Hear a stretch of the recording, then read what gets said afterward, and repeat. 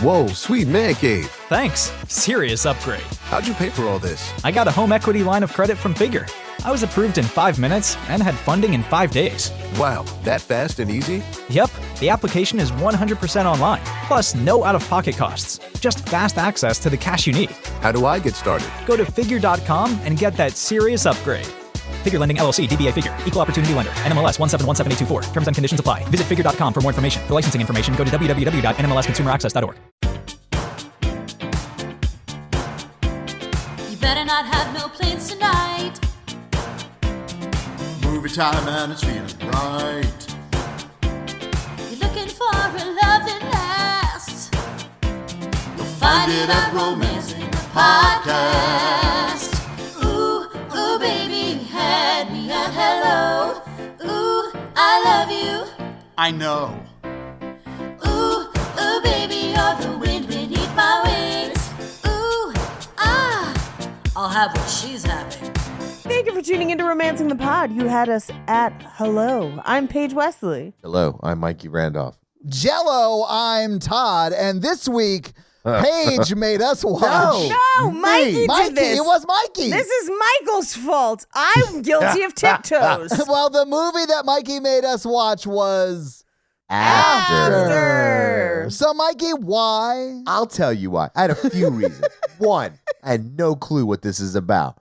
Two, it is something that's going on in pop culture that I have no clue what's going on. Same. I have the same blind spot. You have said this so many times. I've never once heard about this until you brought it up. And it's got 6 full-ass movies on Netflix that have like Wild. theatrical releases. A third point, they jump around in ratings. This one's PG-13. I think the next 3 are hard R. All of them are hard R after Oh, this really? one, which honestly, more interested. Good for them. I wanted us to adopt a new series that's really dumb, and I think we got there. And I don't know how you feel about it, It is dumb. Bro, we got there for sure. but I'm very happy with what happened today after, no pun intended, I just got done watching this film. And I use that word not lightly, but definitely in a way that it's not meant. You use the word after, not lightly? What does that even mean? The word film. Oh.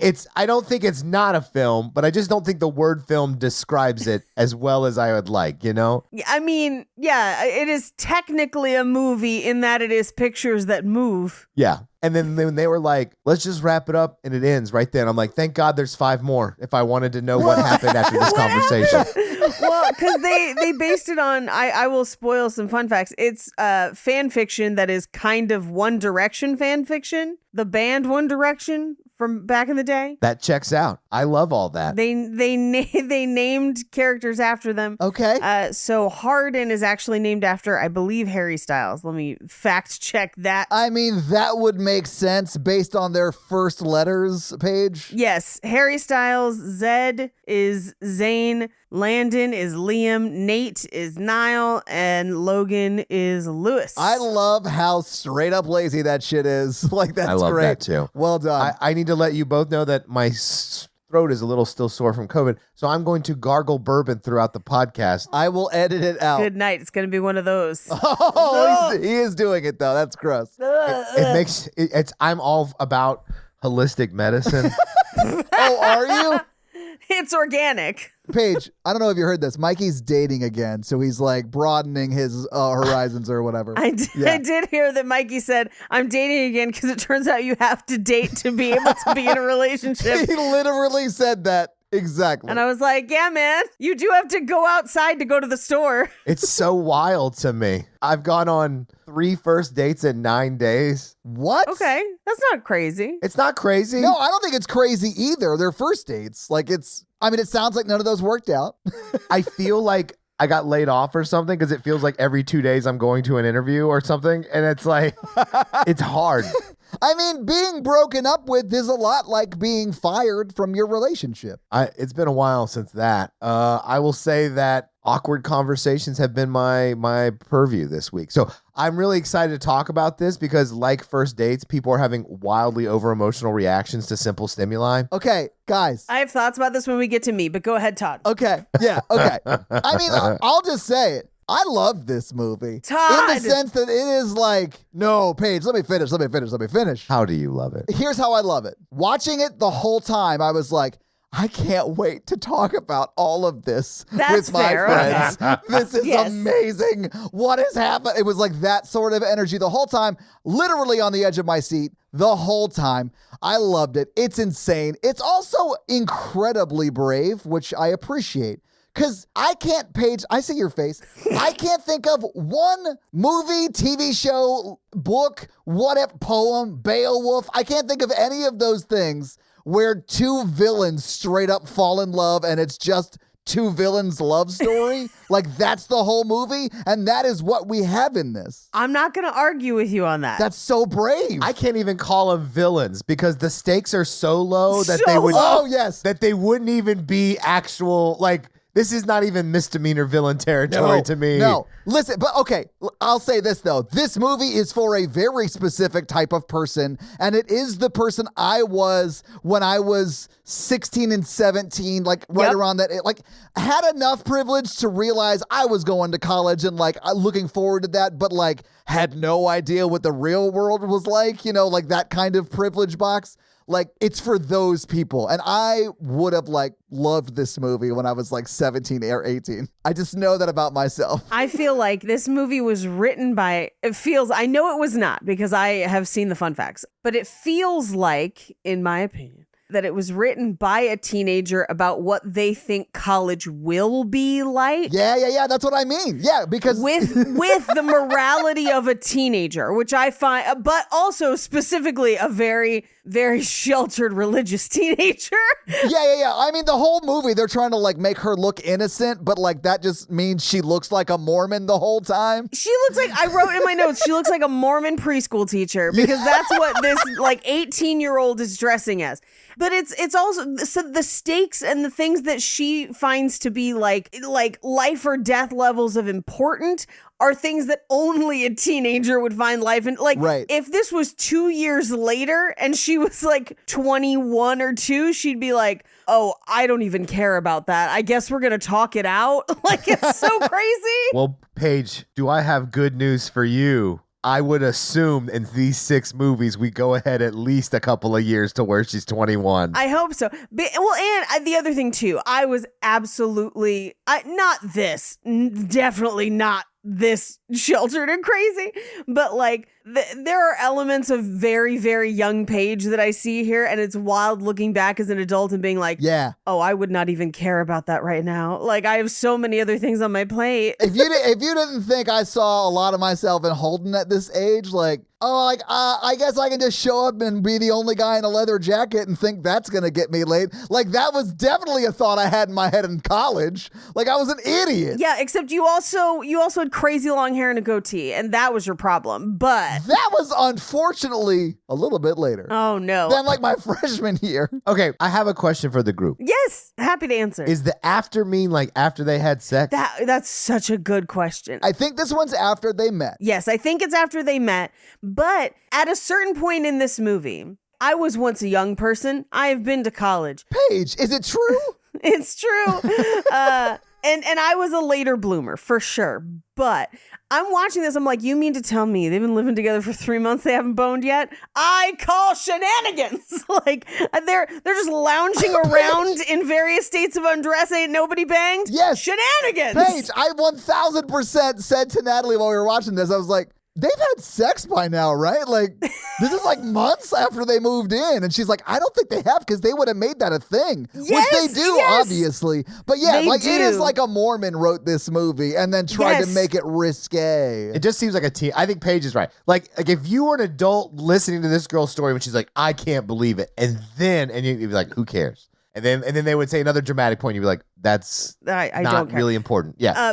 And here's how I know too. Like, here's the other thing that I'm like, red flag, teenager wrote this.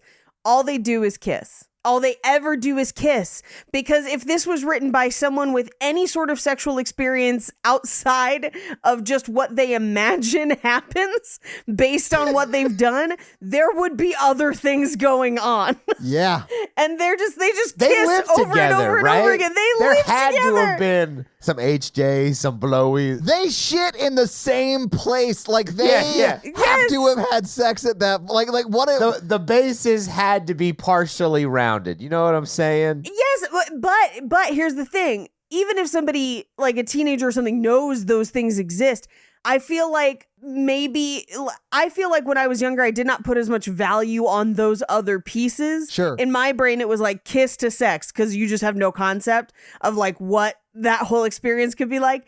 And so I feel like in this person's mind, like when they're writing it, that's kind of like, we don't need to do that. It's so romantic because we're just kissing and then having very, very bland missionary sex.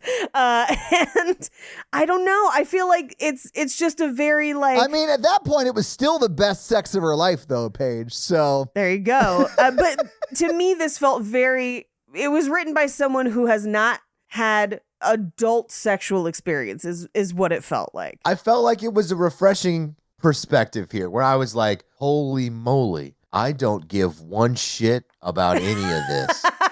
It's so freeing to watch this movie where like Mikey, you never give a shit. I give less of a shit with this than ever before. Wow. I've reached a new low of like, who cares? Except for that one dude who's like 45 hanging out with them. Jace! I was like, someone needs to call somebody. Jace is 40. They even say that guy is a townie and he hangs out with us. Yeah, I don't like so it. like signifying he is not in school. Right. He has some real like I'm 40 energy. He really did. So the movie sets up these plot elements where I'm like, oh, this is going to break them up. Or this is going to be their big hurdle. Or, oh, it's his dad. Oh, and his family, and then the brother, or her mom, or whatever. No, it's even dumber than anything I could have imagined. And I'm like, why even set it up? Like the whole reveal where she goes, Raphael and Ninja Turtles 1 is so low stakes to me. What? Can you explain that for anyone who's not 38? Yeah, Teenage Mutant Ninja Turtles 1. Oh, yeah, Todd, allow me to help you. Yeah, he's cool, but rude. You're welcome. Well, no, you remember he gets mad at April and the other turtles and he gets really hurt and then he leaves in the rain. No, I don't remember this, Mikey. What? He runs off in the rain and gets beaten up by the Foot Clan and Shredder later on and barely lives, but it's because he was feeling a lot of feelings and he goes out to fight people by himself and breaks up all of his social relationships. That's pulling a Raphael. You know what I'm saying? All I have to say to that, Mikey, is all the good ones end in O. All right? No, boom, cool but rude forever. I was a Donatello guy. I'm just going to say it. You would be. Donatello? Yeah, man. He was the smart one. Can't believe you guys don't remember him, his angsty like runaway in the rain scene. I did remember it. I was assuming most of the listeners didn't. That's on them. I can't culture the whole nation. But like, Then explain how that it all relates to this movie. the dude is so angsty. It's so funny. It's just so funny. I was more frustrated by her in that moment because it's like, yeah, I made a bet that I could get with her and make her fall in love with me, and then I'm just going to stop. And she's like, how dare you? Meanwhile, it was months ago. They full ass lived together. Yeah. I was like, you think this dude is going to break a lease for a bet? And that was like at a time when she was just like the girl who showed up at this party. Like he had no he idea didn't who know she her. was. It's so crazy. It was insane. It's insane. It reminded me of that College Humor sketch with Batman and Dark Knight Rises where he's like, oh, it was a ruse when we had sex 4 times. Trick me again. I was like, Yeah. Like I would have been like, oh, we moved in together and you were my first and we met each other's family. Will you fool me again? That's the best relationship I've ever had. You really go deep on pranks, sir. Like, there's no way. It's so crazy. And her anger is like he murdered her mom. Yes. She takes a fucking bus to wherever the fuck and like shows up at her mom's place. It's insane. She goes full Raphael. You can't. Yeah, because in Teenage Mutant Ninja Turtles 1 page, let me just explain it for all the listeners. Raphael gets real angsty and then takes a bus to go see his mom. Mikey, that does not happen. No, he just leaves. I'm gonna say this one time, and I fucking mean it. Say it. I would have to walk in and catch you balls fucking deep in someone else where I can see it going in and out before I will willingly get on a Greyhound. And I mean it. Okay, let me ask this. What if you're just driving? Is it a higher threshold? Like, Oh, no, I love driving. Like, so if I open the door and hear the sounds, then I'm driving to mom's. I'm going to check on the sounds because it might just be porn. That's fair. Either way, I'm going to try and catch a glimpse of it. And then I will change locations. But you have to be doing it in my car. So I couldn't take my car for me to go on a Greyhound. Right. Yeah. I was like, he's not cheating on her. That would make the most sense here. But he's not. No. She's like, I know your relationship. Well, but they can't because they've got like 5 more movies where I assume they have to like have really boring sex where they stare into each other's eyes.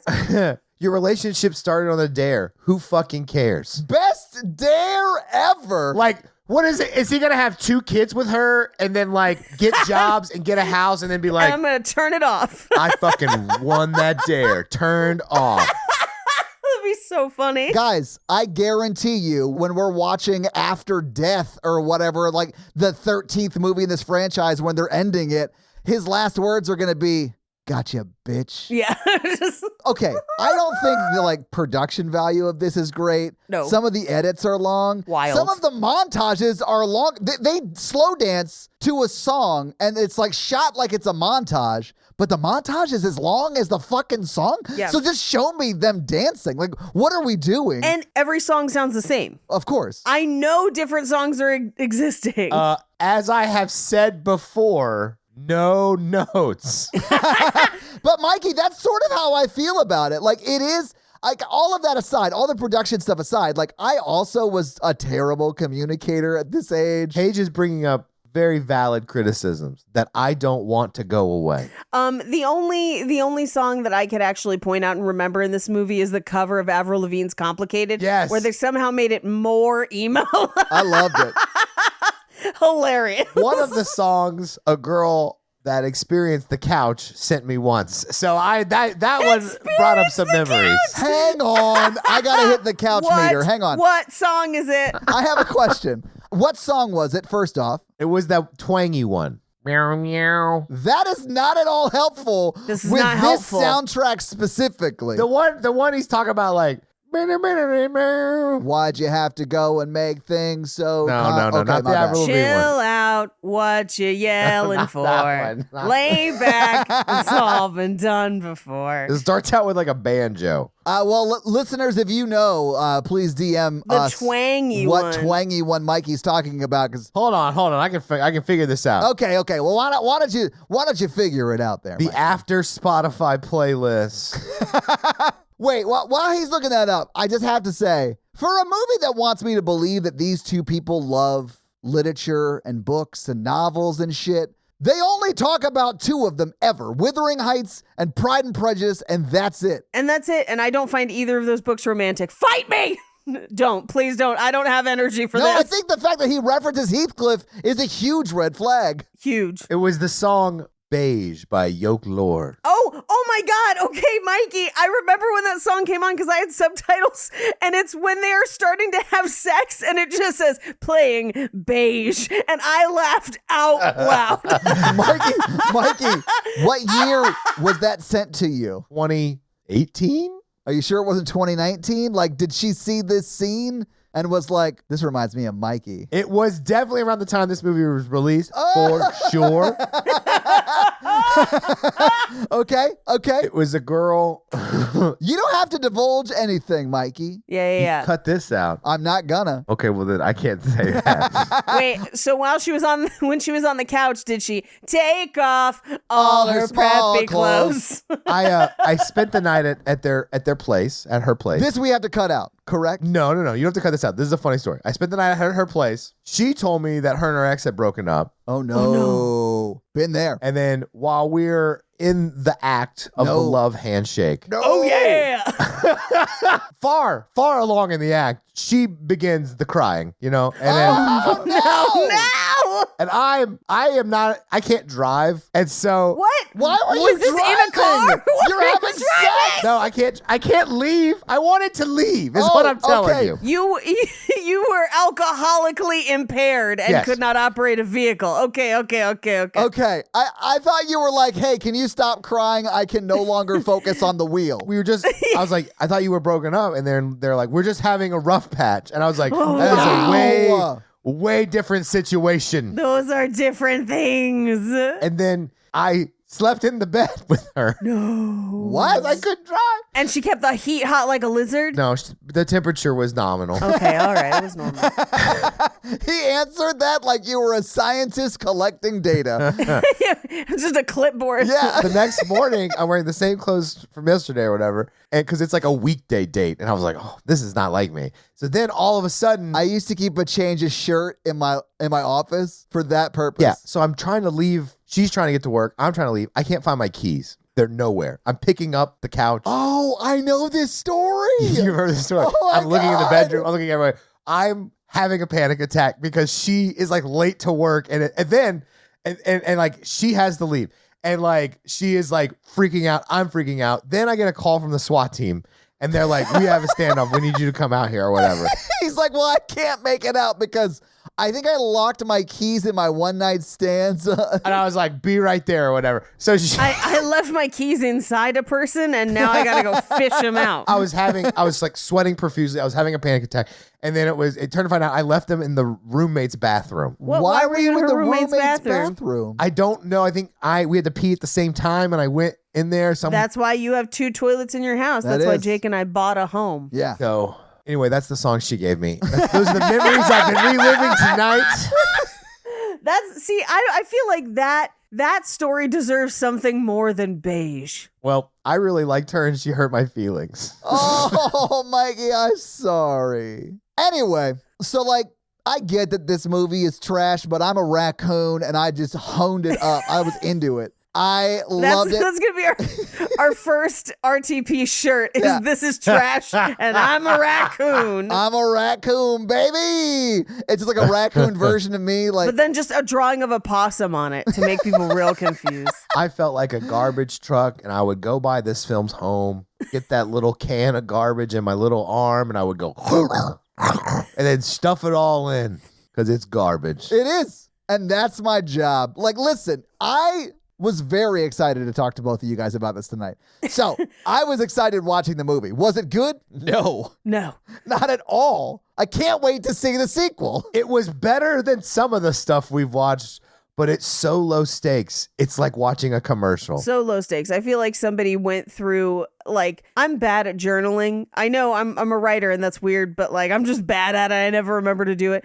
So I always have like a half a dozen or so half filled out journals around. Yeah. And I feel like if somebody found one of those from college, it would be basically some shades of this. And that's not a good thing. Well, no, I mean, but you probably like would have written something like this in like high school, college. I Like, actually wrote a vampire I know. romance comedy that was way better than this, but sure, if I'd been true to form. but like low bar, Paige, low bar. I know. But yeah, like I don't know. I think this movie's ridiculous, but I had a great time watching it because I was so excited to talk to you guys about it. Very. Yeah.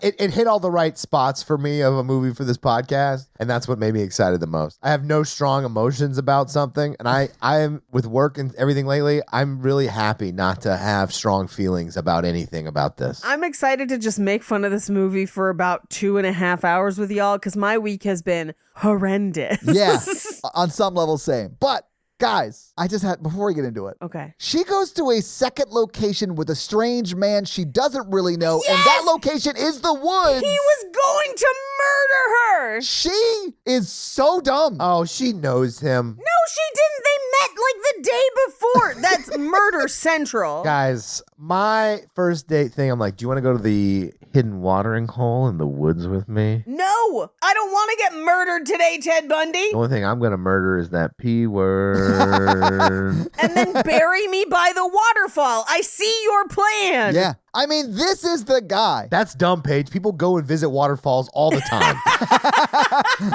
That is true. You got to put them somewhere where there's more wild animals so they can't identify the corpse, you stupid bitch. I've seen plenty of true crime. I understand how it should be done. I mean, but that's like what I'm thinking. Now let's get through this so I can get back to that documentary about those kids in that horrible prison school. The program? Yeah, I still have one episode to go. I know how it ends, but still. It's so good. I tried to not watch it one night so I could fall asleep, and I literally couldn't fall asleep. I was so riveted. I had to stop with one episode left to go so I could go to sleep and then get up this morning and dress like a ridiculous corporate dominatrix to go to work and make people feel uncomfortable on purpose. And you know what? I put in the time. So I'm going to reward myself by watching that last episode later tonight. It's good. Edited by Sammy Smart from Too Scary Didn't Watch, if you didn't know. Oh, really? I Yeah. did not know that. Great job. Yeah, I sent her a DM. I was like, holy shit, it was amazing. You crushed it. It's a great documentary. Yeah. For sure. I sent her a DM. She blocked me. Oh, Mikey Sammy's a sweet lady. Leave her he alone. kept trying to invite me to the woods. It was 2,433 fire emojis. Well, Sammy, I'm very sorry about that, but congrats on your doc. Yeah, no, congrats. It was fantastic. Anyway, but let's go through this movie scene by scene because we got plenty to talk about, and it's probably going to take us minutes to get through this plot, guys. I don't think we do, but like that's fine.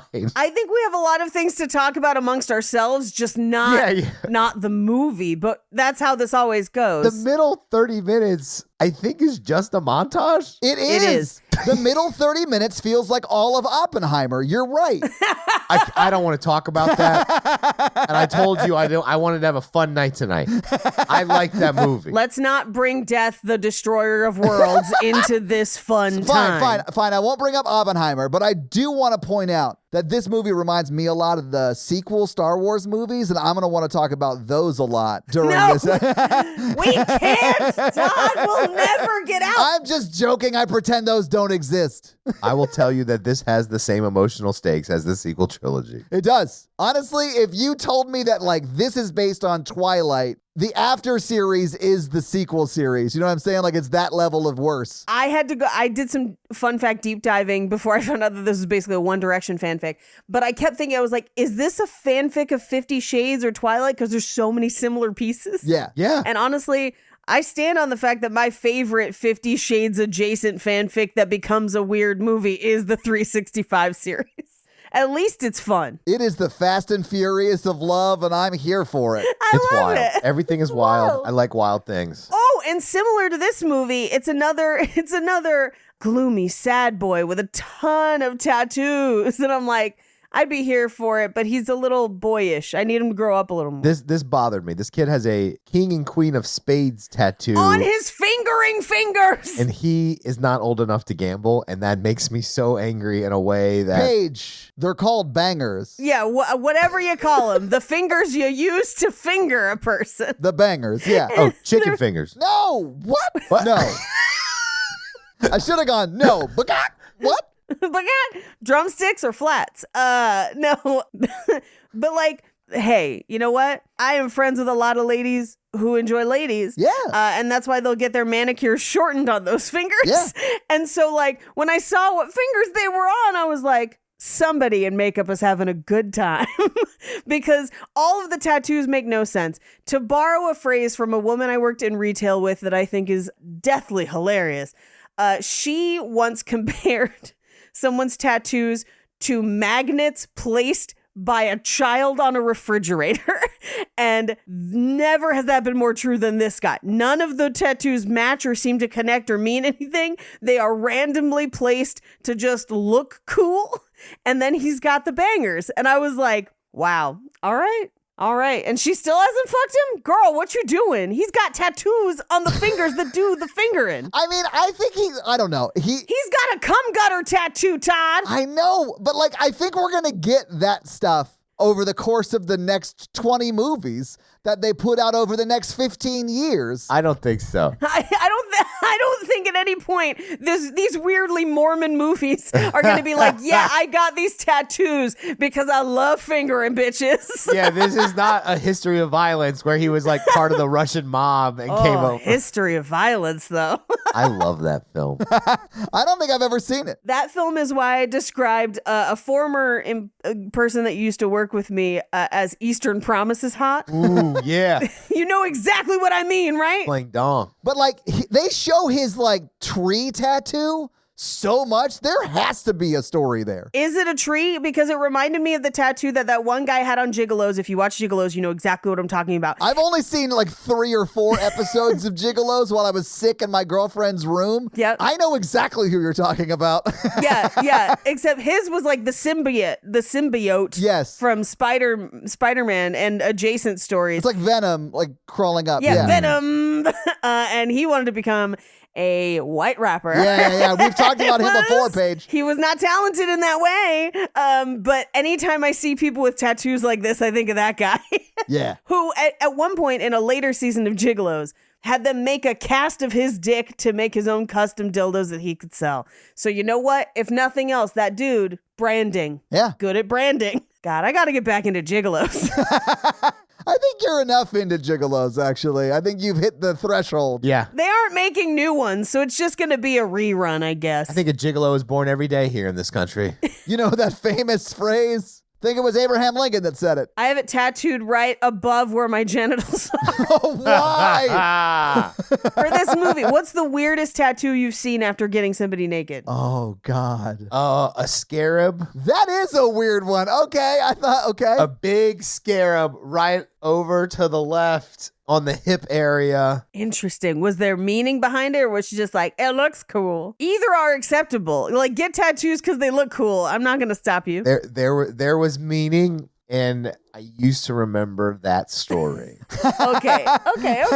If someone does show me their hip, I have a hard time paying attention to words. I Sure, understand. okay. Like, if that's when you heard that story, I wouldn't remember either. That probably would have been something I brought up later. I was like, hey, what's that tattoo all about? Tell me the story. No, because then she would have just showed it again, and I blacked out again or whatever. So I don't think I've ever seen crazy tattoos. I dated someone who had like a big rose on their lower back. I feel like, go off, girl. That could look good. It wasn't a bad tattoo. There you go. This is a little weird, though. It was because her grandmother was named Rose. Weird place to put that. That's not the best place to put a memorial tattoo. I'm not one to judge when I'm there. Like, I'm not going to judge. Look, hey, I got no problem with having a little flirty tattoo down there. I've been thinking about getting one on my hip on the backside for a while, but like, you pick your spots for what goes there. Yeah, I think so too. And listen, honor your grandma, babe.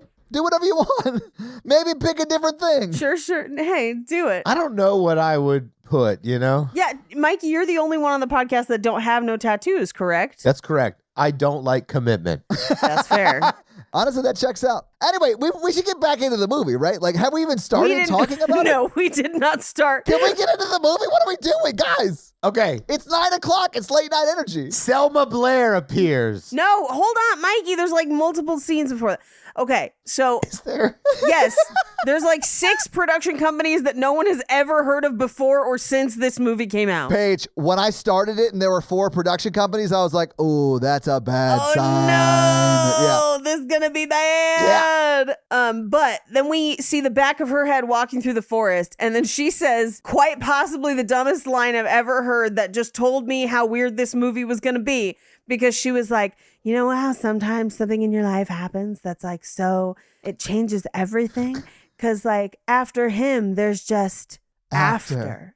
And I'm like, what the fuck is that supposed to mean? What is this? Paige, it's insane to me that you didn't, quote, hear anything crazier. There's a line in this movie where he's swimming in the water and trying to get her to come in, and he goes, it feels amazing. No, she's been in water before. Like, that's not what's going to get her in the water. Yeah, also, it's a murky lake, which means she's going to be in a bunch of moss and pond scum grossness. So, like, here we it's go. not going to feel amazing. It's going to be gross. I'm back in.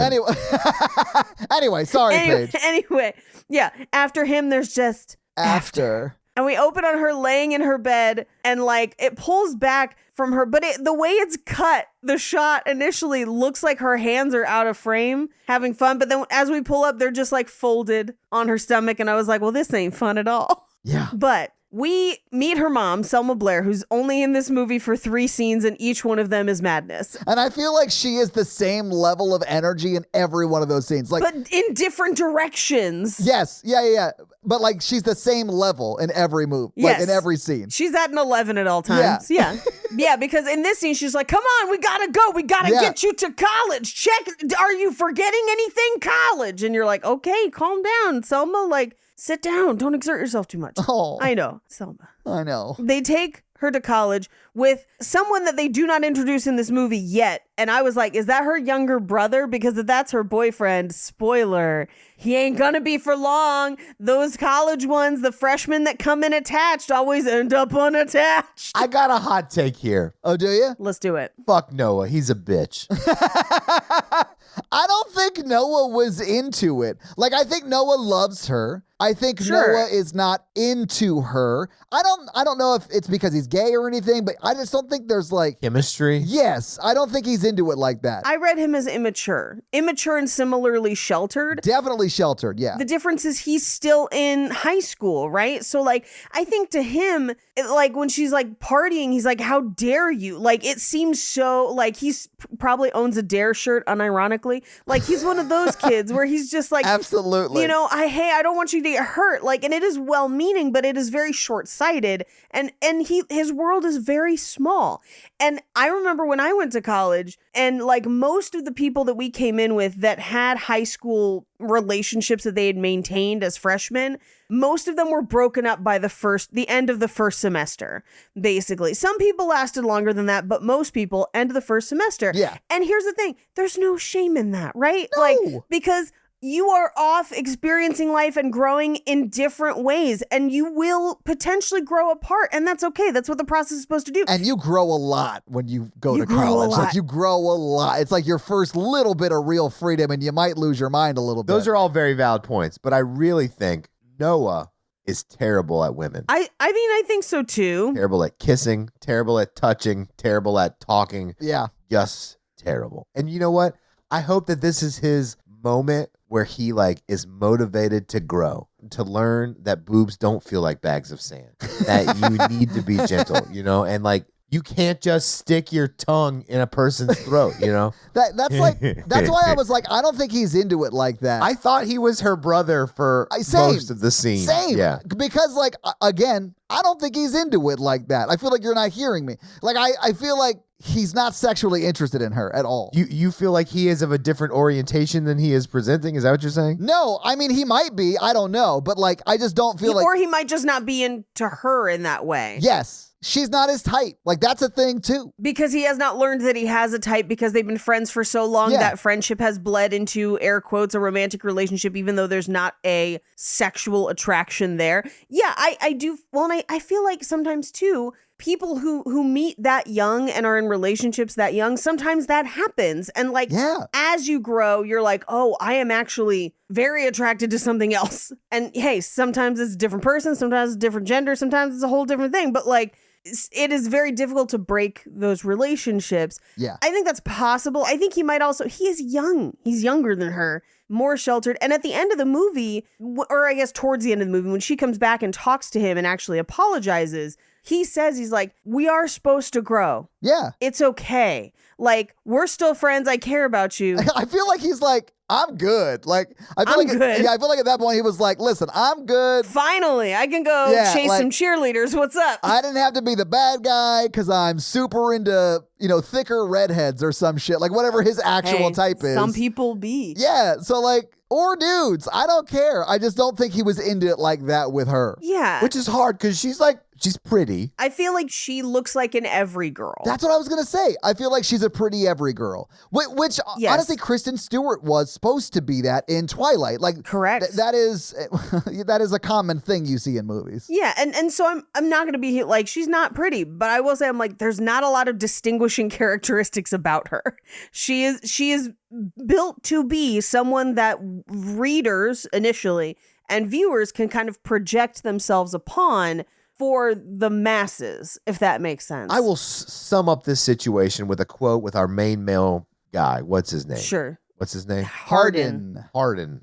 So you've never been touched before? And that's probably what happened with Noah. I mean, it's very clear that they haven't really done anything. So like, They spoon, that's all, and they kiss. That's all we see. right. So like, Noah hasn't been touched. Like, Noah has no idea what's going on. Yeah. You've never touched a stomach before, Noah? Like, grow up. Oh no, he was going downtown because he's got them tattoos. Like he Oh, knows what's yeah. up.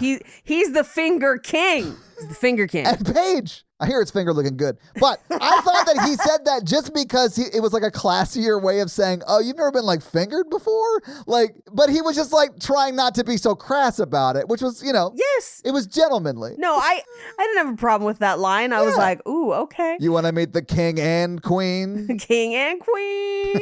They get to her dorm and they meet her roommate. Now, we all went away to college, correct? Correct. Not really. I was like 30 minutes away, but I did live at school. Yeah, okay. But I was close. Okay. So when I went to school, and maybe this is different at different schools, when you came in as a freshman, all the freshmen lived together. True. That was like a thing. Like your roommates were always freshmen. The only time that changed for me is when I moved into the sorority house and then we mixed it up.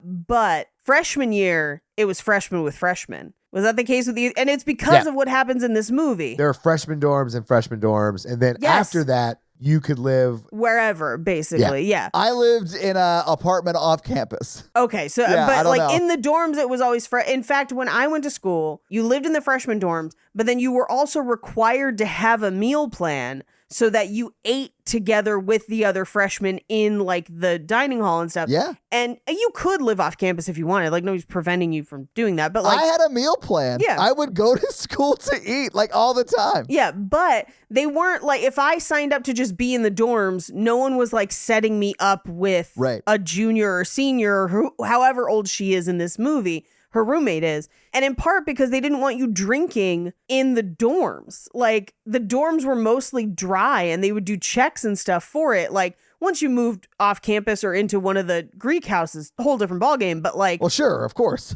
but like they didn't want somebody 21 having like giving booze to their freshman roommate. So like freshmen lived with freshmen. I mean, they do that, Paige, because of exactly what happens in this movie. Yes, that's what I'm saying. So when they were like, she was like, yeah, I was kind of like weirded out at first to have a freshman roommate, whatever. I was like, this would never happen.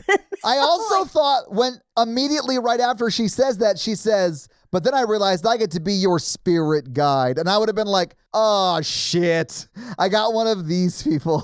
Can I also say this is what made me feel like it was super Mormon is the way that they like set decked her roommate's side of the room to try and like, alarm flags and stuff off about her, which also I don't think her roommate's a bad person. I think her No. roommate genuinely wanted to try and be her friend. Yes. But my favorite thing is dead ass center above the roommate's bed is a very sapphic drawing of two women scissoring. Yeah.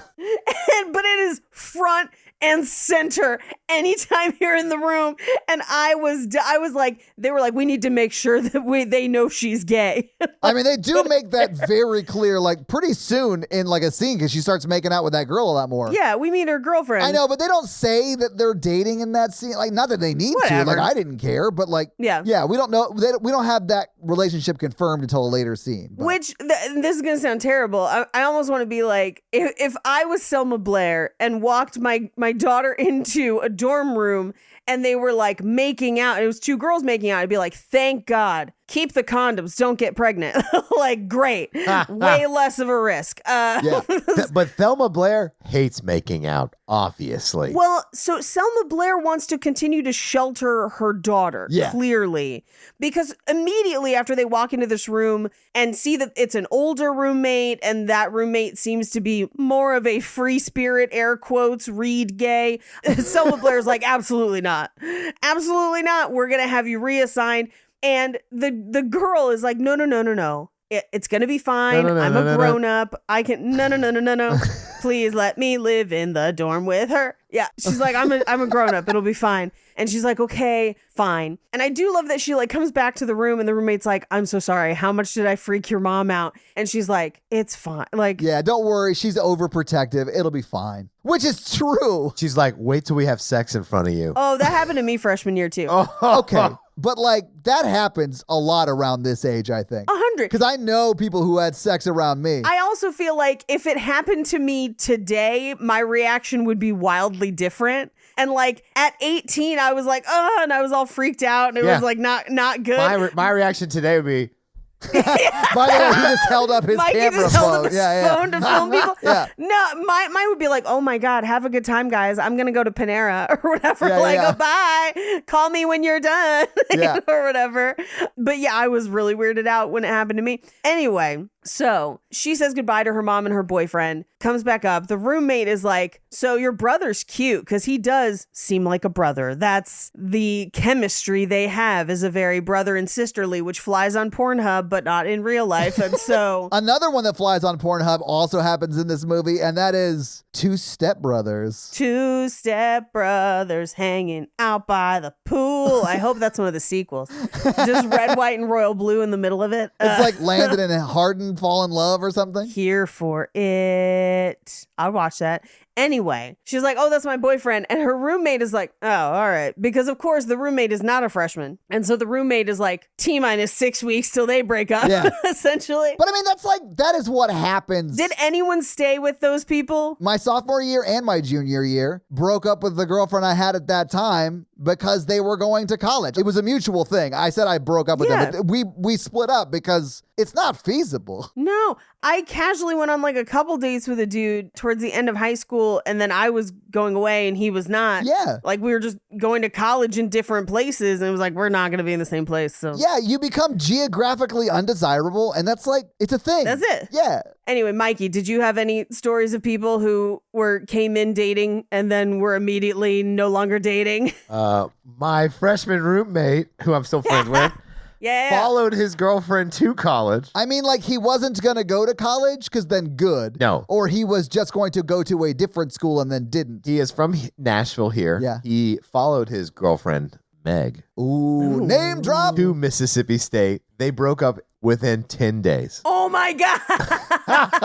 It was so funny. What strikes me about this conversation is that, like, if I was living out the elements of this movie at this age that they are in the movie, You'd be Noah? Yeah. If I was Noah's age or like whatever, like if I was 17 and my girlfriend went to college and then like cheated on me and was like the worst person in the world, and then someone decided to write a best-selling book and movie about it, Bro, I would be all up in my feelings about it. But like, I would have like felt like these were really big things, like really big, sad things. And now I'm like, man, there's no stakes in this movie. is it cheating if he never touched her tummy? I mean, technically, yeah. Technically it is. But that's what I'm saying. Like, it's so low stakes. She should at least call and be like, we're done. You're free. Yeah, be like, hey, I found a guy who will touch me. How come you never rub my belly button? Yeah. He was going downtown, Mikey. The tummy was just on the way. Oh, I know he was. And she was like, oh my God. I moved my body all around for you, those at home. It was like he got picked up by a twister. Anyway, so roommate is like, hey, come to a party with us. And she's like, no, I'm very much a student. And so she... And also Yoda? Like, what happened? Yeah. So student are you? She dresses like a Mormon preschool teacher. And then she goes to Econ 101, where she does meet Landon. Yes. Who will be her friend, basically, as she goes. Because the two of them show up early. And Paige, if if you don't know that he's going to be a romantic rival in later movies, you're insane. He has to be, right? He has to be. He has to be. Because, and this is where the Pornhub of it all comes in. Okay. You know what I'm saying? Here's what I'm saying. You know what I'm saying? I'm saying if you want, the rest of these are hard R, You right? think Noah goes off and fucks? Not Noah. We're now talking Not about Noah, a different Landon. scene. Yeah. I think Landon and Hardin double team her. What?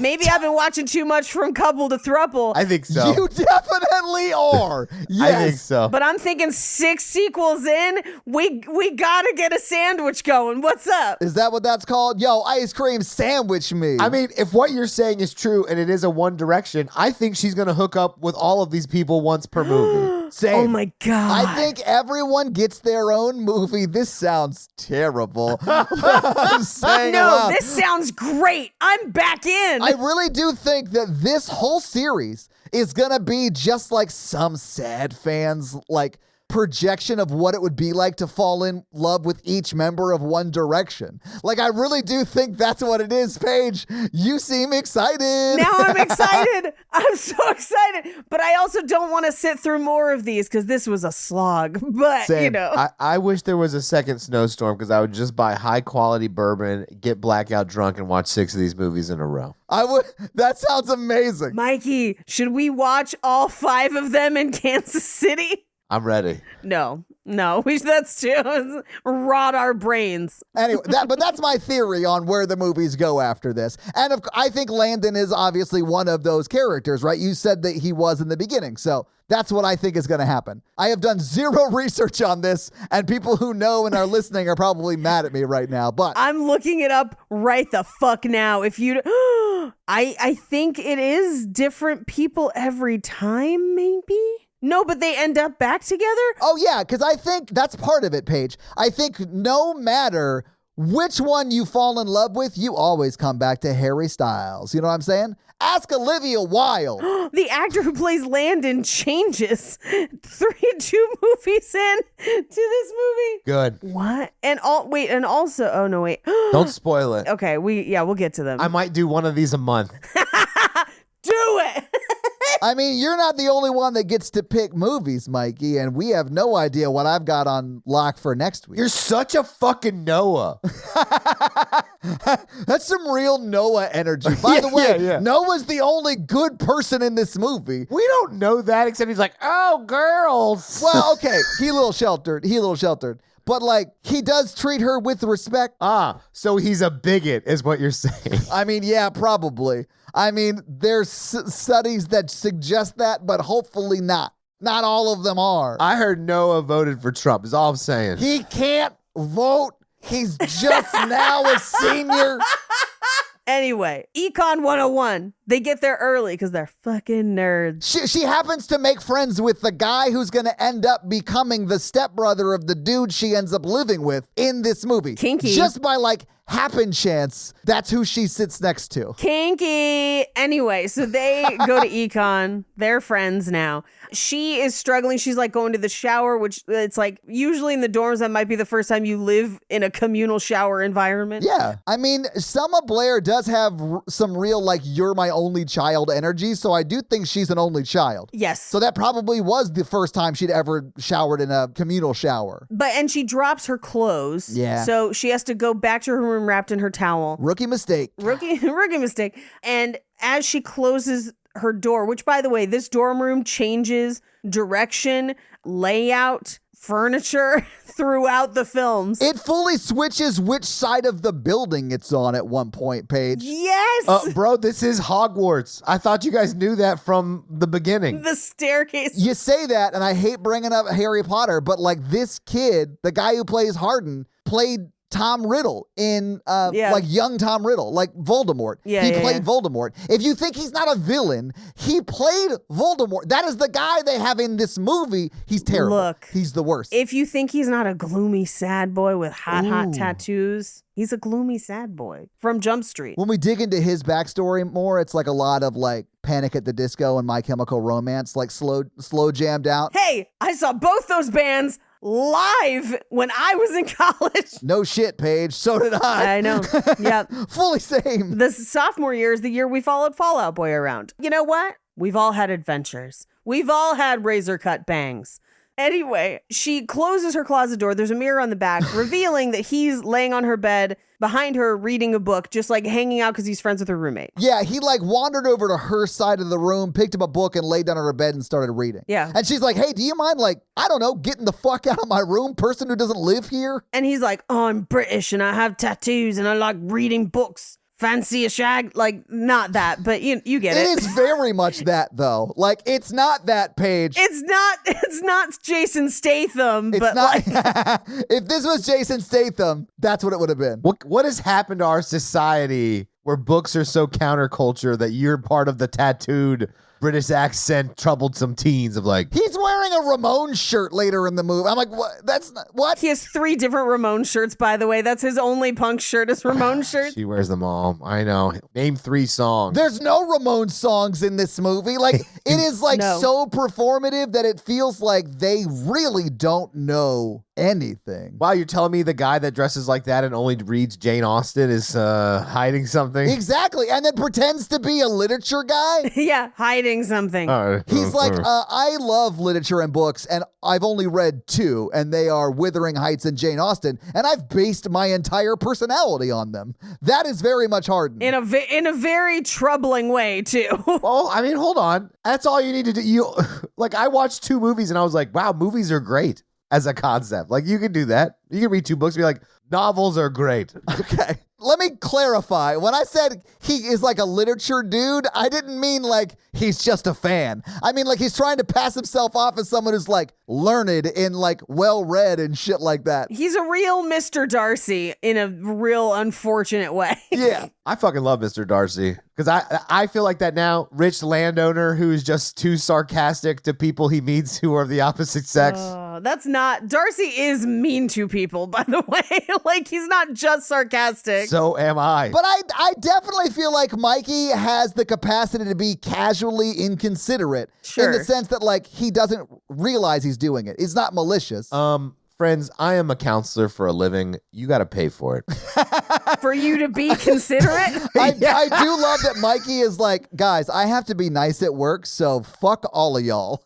I'm not being nice anymore outside of work. The only reason I went into a helping profession is that on my off time, I can be an asshole and not feel guilty about it. Hashtag high road. I know your Yeah. game, Mikey. People out there, young people, young men, we need you in the social work field. We do. You too can high road the fuck out of people in arguments. Please dedicate your life to a field that is unfortunately underpaid, just so you can high road people at social events. You can't put a price on that. You can't. You also can't eat on that. So seek out other employment opportunities. You heard it here. Todd wants to eat off young social work male students. Only if they have cum gutter tattoos. That's how you know where to put the food. That way the gravy doesn't spill. And you know what I like to eat on? Factor meals. Boom! Factor ad, baby! You didn't even know it was going to happen, Paige.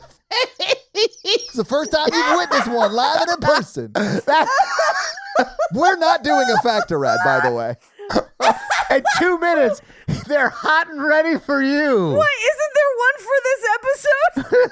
I don't know, man. I mean, maybe. I don't know which. I can't tell you exactly which ones they have buys in, but yeah. Paige, we did 10 to 15 ads. I know the one on the most recent episode is actually really funny. Paige, they get worse. They get progressively more insane. They get more unhinged as we go. I don't know what happened to us. Mikey and I were just waiting for you to record because you were running late one day because you've had some work drama. So I was like, let's hop on and record some ads. And things got weird.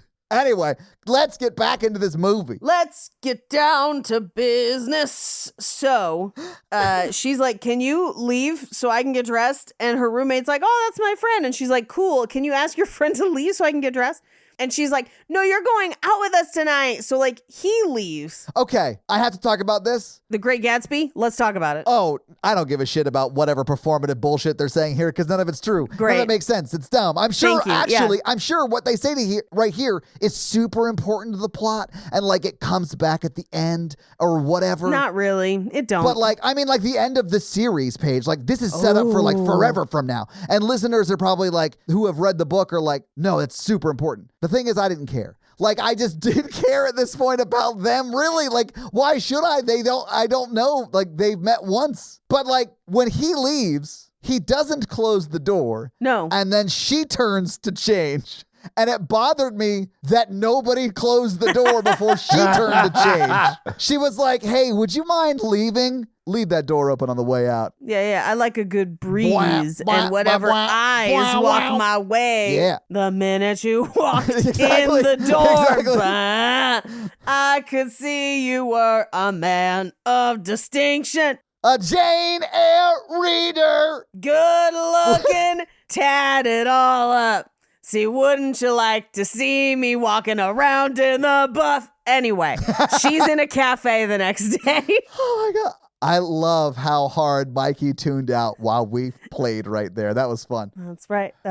And she's like looking at him like, oh, coffee. Oh my God. And then her roommate is like, you're going, like, fuck the library, fuck all, you're going to a party tonight. She's like, okay, I need to pick out a party outfit. She picks out conservatively a dress you would wear to a wedding, like as a guest. I love that she shows up in her best Mormon I'm teaching Sunday school dress to this party. It's the Ward's dress up party. She's like, I have a meeting with the bishop. I have to wear this. I brought 2 Jell-O salads I brought Jell-O salad shots. and funeral potatoes. Those are delicious, though. I fuck with those. I made some kick-ass funeral potatoes the other day. I fucking nailed it. Put me in the grave, baby. But her friend, her roommate is like, don't wear that. Wear something. And she's like, I thought you wanted me to be me. And she's like, okay. It's cute. Let's do it. She like accepts whatever she's gonna wear. What if you could be you but sluttier? Yeah. Well, that's what her friend's saying. Yeah. That's my affirmation that I say in the morning. What, be you but sluttier? Yeah. Is that when you put on your nipple pasties for the day? No, I don't cover anything up. Mikey, that's a strange thing for a man in a shirt to say. You're covered up. You're wearing clothes. Pasties are just closer and less material than a shirt. They're just smaller clothes that are also stickers. Exactly. It's all or nothing, baby. I'm fully clothed or not. I mean, that is kind of the binary of how clothes work. Yeah. If you bottom line everything, fact. I don't want to take stickers off my nipples. I'm either wearing clothes or I'm not wearing clothes. So wait, if you boil it down that much, Paige, what he's saying is, if he's wearing clothes, he's wearing pasties. There you go. There you go. That's what I heard. No, I'm not wearing pasties. I've got hair on my nipples. What? He's showing us his nipple. What is happening? I didn't realize that all we had to do to get Mikey to show us his nipple was to like accuse him of wearing a pasty. I bet you're wearing one of those weird socks too that they make people wear during sex A scenes. sock No. for your dick. Yeah, I bet that's what, I bet you like a Red Hot Chili Pepper thing. You wear thongs. I'm not going to fall for this. That's big Noah energy there. Oh, God. Anyway, her entire closet looks like she could pair it with Ugg boots. So she picks out this red dress. She is out of place at this party instantly. She should have just worn jeans and a t-shirt. She would have looked more in place. But we go and she drinks under peer pressure. And because at this point I was like, is this an after school special? She only takes one shot. Like she does, Yeah, just one. I guess, cave to peer pressure. But I do think she's like still got it together. Like she's not not drunk. She certainly isn't like losing her mind like Selma Blair thinks, you know? Like Yeah. It's ridiculous. But they play Truth or Dare, and through this game of Truth or Dare, they establish that she is probably a virgin, which, hey, is her own business, and she shouldn't be made fun of for that. you know who else was a virgin when they went to college? This guy. All 3 of us. Yeah. Mary. All 3. But did you say Mary? Who is Mary? Mother of Christ. Except that she definitely had Jesus when she was like 13 or 14 Yeah. years old, which makes it even funnier because depending on when she had that second kid, you know. They're like, truth or dare, has a guy ever touched you below your breastbone? And she's like, oh, no. No, nothing good happens after midnight, and I never wear anything that reveals lower than my collarbone. When it comes to torso, I say no, sir. Not Norso. All right, I'll see you guys in 20 minutes. I think I've done my quota. It's just the good-natured chaos we need during this movie. This is late night energies. I cried too much this week, so this is good. So they then dare her to make out with Hardin, aka Harry Styles. And he's like, now he does ask for consent. He's like, do you want to do this? And she's like, I'm done playing this game. I leave. She walks out and calls her boyfriend and she's like, hey, and he's like, are you drinking? How dare you be drinking? And she's like, I have one drink. And he's like, I can't. She doesn't slur her words, although she had literally not even a drink. It was like a sip. She had like one shot maybe. A one shot. Yeah. She swigged it. Yeah. But like, she's not drunk. And I don't understand why she isn't just like, yeah, I'm sorry. I went with my roommate because she dragged me to it, but I hated it. I'm leaving. Let's talk all night. Like, it was insane to me that she went back into the party. Noah's like, oh, I've never even drank mouthwash because I got to keep my mouth pure. Like, fuck the fuck off the phone, Noah. I don't know why she didn't say to Noah, I'm at fucking college. Get off my fucking back, nerd, and then hang up. And this is why when I was in that situation in high school, both times we just broke up because absolutely things are not going to work out. But yeah. I mean, if you're able to make it work, awesome. Good for you. Congrats. It's just good for so you. rare. Mazel. Yeah. But yeah. Anyway, and I'm like, this call is insane. Like, Yes. This is so crazy. But then she goes back into the house and goes upstairs. And I was like, this girl don't know how parties work because upstairs is where the fucking happens. So like, Facts. if you ain't trying to get into some business, you staying on the ground floor. But so she walks into a room that is very clearly Hardin's room, as evidenced by the giant Union Jack flag and all of the sad boy books. And she's like, oh, Wuthering Heights. And he's got like Post-it notes in it. And I don't know if that's just so he could like Post-it note all the places where Heathcliff was a fucking monster. And then he could be like, I'm going to do that. I don't know. Yeah, fuck Heathcliff. He's a Garfield ripoff.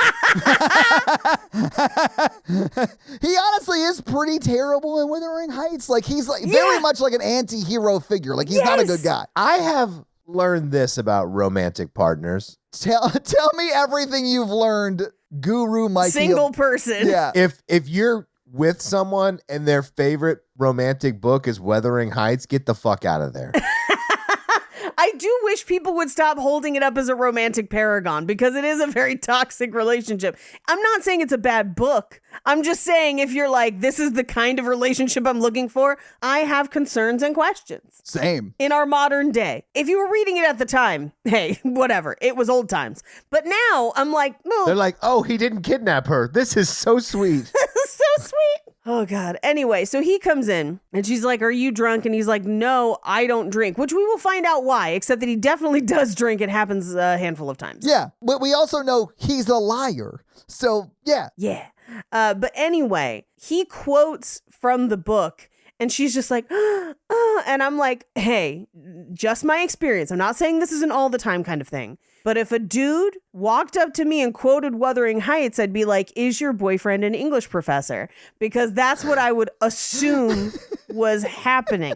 I'm not always right. I'm not saying that is a like exact, but in this situation, I'd have questions. Anyway, he quotes Wuthering Heights. But this is a thing that like a teenage girl would think is romantic. And we would be like, red flag. Exactly. I'm surprised you don't love this guy, Paige. And let me tell you why. Why? I think Paige at this age would have loved this guy. Oh, yeah. At this age, I would have been down. He looks and acts like a street magician. No, fuck That is your type. Like, he's right. It is not. It's not, but he does have the cards on his finger and hand. I was going to say, he's got those card bangers. Just a big trench coat. I can make these cards disappear inside you. Oh, my God. It just works reminds me too of, well. isn't it What's Your Number where the guy pulls a bunch of quarters out of her? That's one of my funniest gags. Yeah, I don't like magicians. This is something you have made up. It is fake news from the lamestream media, a.k.a. Todd and Mikey. You sound a lot like Trump right now. I'm just going to say it. People are talking. People are talking about how much you love Chris Angel. People are saying Paige loves street magicians. We call her Magic Page. They talk about the toilets. The toilets, they aren't swirling the same way. They're not swirling as hard. They say street magicians are out here lying for the liberal agenda. They're floating on woke in the street. Yeah, this would only happen in Biden's America. People are calling her Wizardly Wesley. Wizardly Wesley loves the magicians. I almost broke my chair. That was my Trump impression. I never done it before. Honestly, Mikey, I'm impressed. That's great. Wizardly Wesley. But it did sound a little bit of the wickedly talented Adele Dazeem. Like, a little off. Oh my God. Anyway, he quotes from the book. It was like, do you want to make out now? But I could not concentrate in this scene, and I can't figure out, Todd, help me out here, if it was the color mix on the color correcting was terrible, Yeah. or if they put the wrong color foundation on his face to cover his 5 o'clock shadow. Because it very much looks like they tried to beard cover with yellow, and you have to beard cover with orange because if you have dark hair, there's enough blue tone in your hair that the orange counteracts it. And then when you foundation over it, it neutralizes that color. But if you try to cover in yellow, that neutralization doesn't happen and your face will shade yellow, especially if you set with banana powder as opposed to either a neutral, translucent, or pink toned powder. And so I was like, did they just not know how to do his face is full yellow. He looks like that guy in Sin City. What is happening? Yeah, I'm assuming the color correction's fine and it's just the makeup because whoever did makeup for this hadn't never seen Drag Race. Because what you just described is like you see them doing exactly You know that this, all right? the time. Yeah. That's also how you cover tattoos because most black tattoo ink skews blue, so you cover orange. Yeah, but anyway, but she looked fine in this scene, so I don't think it was the color. But I did see it. Yeah. He does look like he's about to throw up. Yeah, he looks like he looks sickly. sick. Yeah. Anyway, they don't kiss because she's like, I have a boyfriend. Bye. I mean, they do get close. Like, they're Yeah. trying to build that chemistry. I see what you're doing. Look, there's a whole lot of Bridgerton season 2 going on in this where it's a lot of just like close breathing and like, if I can't have you, oh my God, whatever. So she goes back to her dorm and she's texting her boyfriend and he's like, I'm sorry, I'm just doing what I think is best for you. And I almost want to be like, shut up, teenager. I know, I'm right? the adult. I decide what's best for me. He texted or called her mother. Like, Oh my God. He told on her to her mom. She is an adult who is at college. Yeah, I can't believe Noah did not have sex with her. I don't think Noah was into it like that. Bro, if you tattle on me, I'm cheating on you. Okay, I think there's a better way to handle that on both sides. No, a breakup would be too clean. I would just be like, this is what rats get.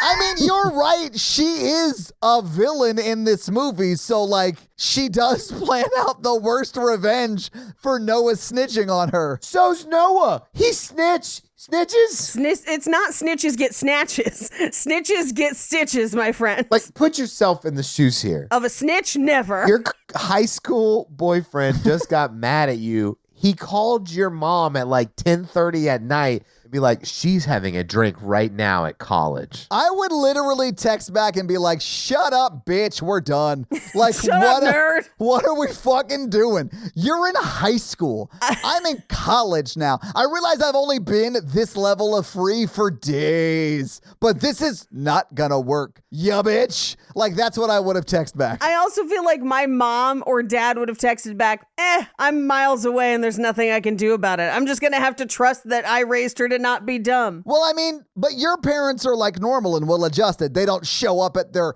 college daughter's dorm unannounced and unplanned. What the fuck, mom? When we get to that, I have thoughts. I have thoughts when we get there. Anyway. Insane. Hello, Todd. It's Mikey. Hello, Mikey. It's Todd. I need to tell you something. Mikey, it's fine. You'll be a great dad. We're going to table that. But on that table is a delicious Factor meal. Yes! What a transition! Oh my God, guys, this actually is a Factor ad. That was amazing, Mikey. Mikey here for Factor meal. All of our mans in the pod. Heck We're yeah. going to table it. Delicious, already fresh made meals, never frozen. It takes 2 minutes to warm up. Just like Mikey does. I have a busy schedule. I work all day. I have fun too much. I also work at night. I also have too much fun. And I have a problem with Words. yeah, words is one. Ordering out is another one. Same. I ordered out tonight. Yes. I literally got, let's just say, a factor equivalent meal for Natalie and I, and it was like $48 when it could have been way less with Factor. Yeah, and I struggle with proportions. And Factor comes pre-proportioned, pre-prepared, chef ready.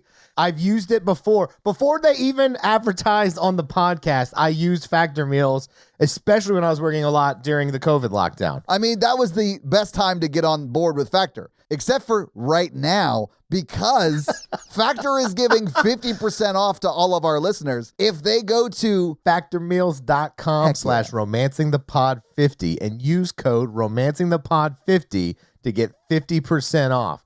That's code romancingthepod50 at factormeals.com/romancingthepod50 to get 50% off. That's a good deal. do it. And they have a easy to use app. And they never require me to talk about the app. Mikey, that was the end of the ad. That was the I end know. of the ad. I'm still going. All right, Factor Meals. So we cut to class the next day because she's in an English class because originally she was econ to make money, but she's eventually going to end up being an English major because this is definitely a ripoff of 50 Shades in some way. Anyway, so They're all ripoffs of each other. of each other. Yeah. And because this is an English class in a movie that only knows 2 books, it's been like, of course, day one, Jane Austen. And I'm like, Jane Austen is typically not what you're reading in college. Usually you would have read that already in like high school, unless it's specifically like a class on that genre of literature. But then you're probably not reading Pride and Prejudice. You're probably reading other ones, but I got the vibe that they were just debating because this is the first day. I thought First she day. asked who had read it. yeah. Yeah, who had read Pride and Prejudice because like everyone should have fucking read it by now, you know? And then they talk about it and then she's like, that's why we like literature or whatever. Like, I don't know. Yeah, it's very vague. It was a terrible class. Yeah, whatever. I will say that, like, I had a discussion like this with another girl in class when we did Jane Eyre because I was like, they're trash. They're all trash. I hate them. She deserves what she gets. And they're like, this is a take on modern. And I'm like, no, this is wild. I mean, I feel like Jane Eyre is troubling in many ways, but also there's a part of me that's like, he kept his wife in the attic. Juicy. Like, let's talk about it. But, you know, most people don't want to read them that way. Anyway, I mean, this movie was just like English class, debate. That doesn't really make sense within the story. And by that, I mean the story of Pride and Prejudice. Neither of them are right. I was like, this debate is weird. I know. And that's why I was like, there's no stakes to this. I don't think this person read this. Yeah. Both of these people asked ChatGPT, give me some talking points about Jane Eyre so I don't sound like a fucking moron in my lit Or class. it's Pride and Prejudice, not Jane Eyre, Sorry, but yeah. Pride and Prejudice, yeah. In this whole film, I saw no characters show either the characteristic of pride or prejudice. Or prejudice. I hope this feedback finds you well. Mr. Darcy's a douche. Per my last email. Sorry, yeah. What did you guys read freshman year of college? Moby Dick. You guys read Moby Dick? He was like, Really? these chapters are more just like detailed about how to do whaling, so skip these. And then I ended up I thought this is going to be awful. And I actually really enjoyed reading Moby Dick. And I wrote a 30-page paper comparing it to an ancient religion. And it was like really, the professor was like, this is in no way true, but you made some good points.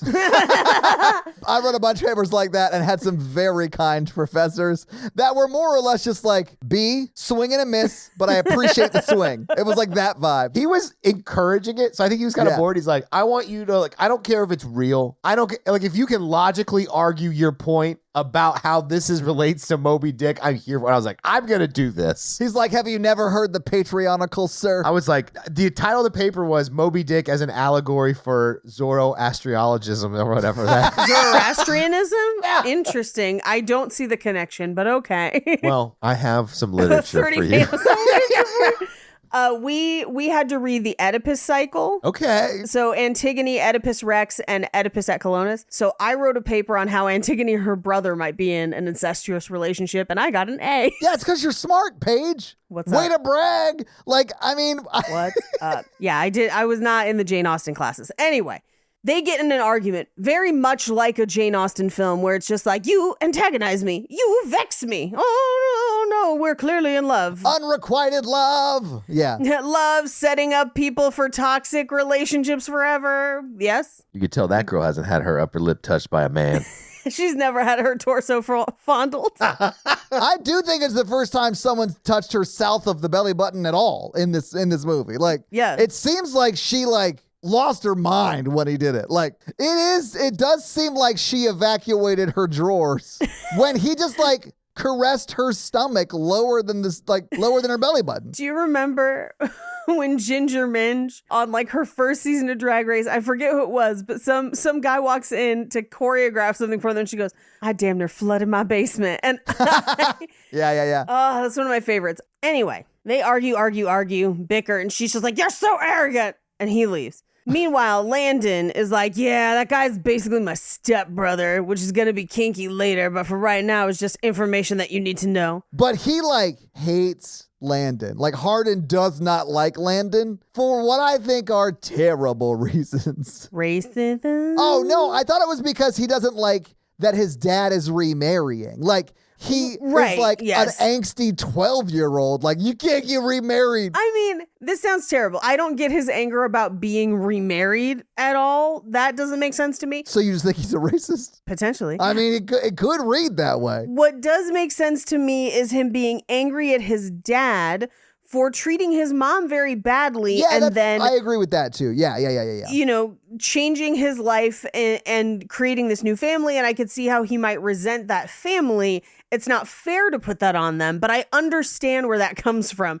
But this whole I can't believe he's getting remarried. I was like, this lady had nothing to do about it, and she seems nice. She is nice. Well, he goes into it a little bit of the dad I grew up in was a drunk. And I was like, was he sober now? And Yeah. he has a new life and I mean, it does seem like he is in some stage of recovery. I don't know if he drinks occasionally or whatever, but he doesn't seem to be an alcoholic in this movie. well, that's why I'm like, do you want him to be drunk now? No, I think what he wants, because he does mention it, he says, if you knew the squalor my mother lives in London. So I think his dad is very rich, very affluent, and is not helping his mom out at all. Even though he treated her bad, I think he feels like he owes his mom. Sure. And has left his mom in worse circumstances. I think that is true. I also think that this dude's made of money.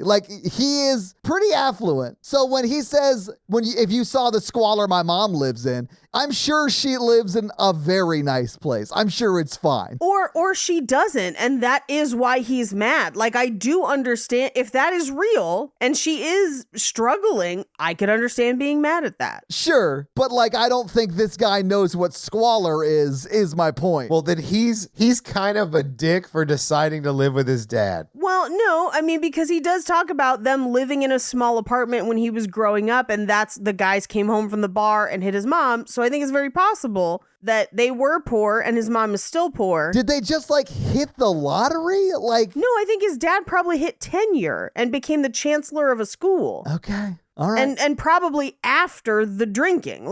I'm sure his dad probably got sober. Yeah, all right. And then ascended in his career, and that's where the gap came. All right. Which happens a lot. Yeah, okay. But his mom's British, right? Yes, his mom is in London. His mom would have to be British because his dad is not. We don't meet her, right? We don't meet her. Or he's just got a crazy accent. We don't meet her. That's what okay, so that's a possibility, Paige, because Yeah, we don't meet her. No, but she is in London. He says that she's in London. his dad is very American. Yeah, his dad's Chicago American. His dad is Peter Gallagher. I know. He was in Sleepless in Seattle, Paige. No, he was in While You Were Sleeping. While you were sleeping, but also the OC. Anyway, so we get a little bit of a montage of her going with her roommate for her roommate to get a tattoo from that creepy townie that hangs out everywhere. What's up, I'm Mikey? Hey, I'm Jace. I'm definitely not 40. You want to hang out? Do you want to drink?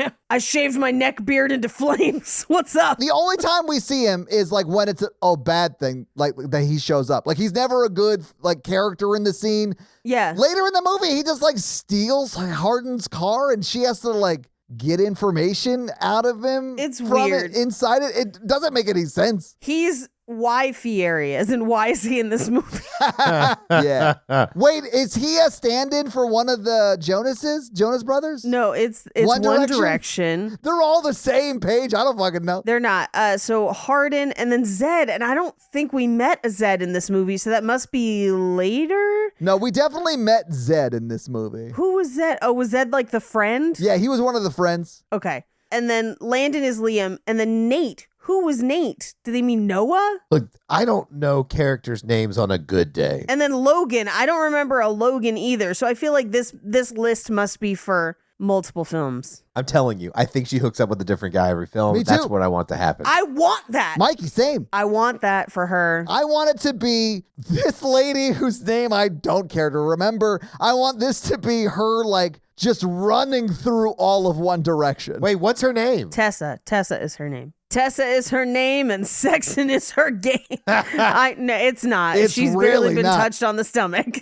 Although maybe you said the later ones were hard R's, so maybe they do get into all that. I hope so. We've been talking for 2 hours and we haven't even gotten to the part where he touches her stomach and she doesn't woohoo like the Pillsbury Doughboy. I know, we have to keep moving. Anyway, so she runs into him at the coffee shop and he's like, I can't stop seeing you. And he's like, maybe we can reset as friends. And she's just like, oh, fine. All right, fine. He's like, because your friends are my friends. And, you know, he's like, I want to show you something, but it's a place. So she gets in a car and goes with him to a second location without informing anyone where she is or dropping a pin or anything. And she may as well be dead in that trunk statistically. Yeah, you never do this, ever. Never follow a tattooed gloom boy to a second location. That's how you get Jennifer's bodied. Or herpes. It is honestly one of those things. It's never anything else, and it's like a 33% chance it's going to happen to you. Or you just hook up at a lake. Come on, guys. I mean, clearly, when he said, I want to show you something, and she says, okay, and he's like, no, it's a place. I was like, he wants to show you Pound Town. Pound Town. Funny thing about my watering hole, it's my penis. But he... When you're alone and I can take you out to the woods so I can kill you in Pound Town, like murder. Yeah. He does just like strip down to his boxers and jump in the water and like coax her into putting his shirt on and jumping into. Which, hey, wearing your significant other's clothes, very sexy. I mean, yeah. And when he was like, I think I like it on you more, I was like, I've always said that when Natalie's wearing my stuff. Yeah. I'm like, man, you make that shirt work way better than me. Anyway, she does jump into the water, or rather, she goes to lower herself into the water, and he cradles her down into it. Which, like, they're basically dry humping, but wet humping, like, because it's under the water. Yeah. And I'm like, at what point is she like, this seems like more than friends? I was like, girl, it stopped being friends when you took the clothes off or when you got in his car to go to a second location. That's when it stopped being friends. I don't think this is friendly, but I'm going to take my dress off. My baptism dress. That is what it looks like. White eyelet lace. This is a lot. If it was pastel, it would be a keep sweet dress. It's like that vibe. Well, it looks like it looks like a Catholic communion dress. Yeah, is okay, what it looks yeah. like. Yeah, it's woohoo. But I mean, all this time when she is literally wearing another man's shirt in this pond or whatever they're in and making out with Hardin, she's still technically dating Noah. 100%. And honestly, hot. Oh my God. Just break up with them. Oh, for sure. No, I'm not saying it's hot that she's cheating. I'm saying it's hot to be in a body of water pressed up against that guy's other body. Wet body. Yeah, it's hot, Todd. Also, she's dating Napoleon Dynamite. Get rid of him. I mean, I'm the one saying she should break up with him. He would never leave her alone unless she cheated. I feel like he would never give up. I don't think he was into it like that. You don't tattle on someone's mom unless you're into it. You know what I'm saying? That's emotional abuse. But they do end up making out, and I did notice while they were making out that his eyes were open. Yeah, he's a bad kisser, Paige. What of it? He's an interesting kisser. But this is also where I noticed because they get out and they're getting dressed, and she has to take off the shirt to give it back to him and put on her dress. And as he kind of turns to give her privacy, she reaches back to like grab his hand. Yeah. And that's when I noticed the king and the queen banging fingers. So wild. Yeah. That's when I noticed him too. And so he reaches around from behind. Mind you, he does turn around eventually. And we get like a full wet t-shirt boob graze because apparently she wasn't wearing no bra under that dress. It implies. No, she was wearing a bra. Oh, then why even bother? Anyway, so like. Why even bother? I mean, listen, in that situation, I'm a bothering. I don't care if she's wearing a bra or not. Natalie can attest to it. Paige, Noah has only dreamed about what the outside of a bra would feel like. So he does like a boob graze, and then he like travels the king and queen of banging fingers down south, and he gets like just right under the waistband of her underwear, and she kind of like not recoils. Paige, she reacts like one of those wacky inflatable arm guys that's out in front of a used car lot. Like she loses her goddamn mind. It's hilarious. I loved it. Well, and this is why he says, "Oh, have you never been touched before?" And then she says, "Why'd you stop?" Yeah. And he says, "We've got time." Right before they go out for burger and fries, he's like, "Just kidding. I don't even like you anymore." I was like, what are these teenagers doing? What are the kids into these days? Psych. That was a psych date, not. Not. I definitely didn't bare my soul to you in the lake. I took her naval virginity. Oh, we didn't even have to use lube because we were in the pond.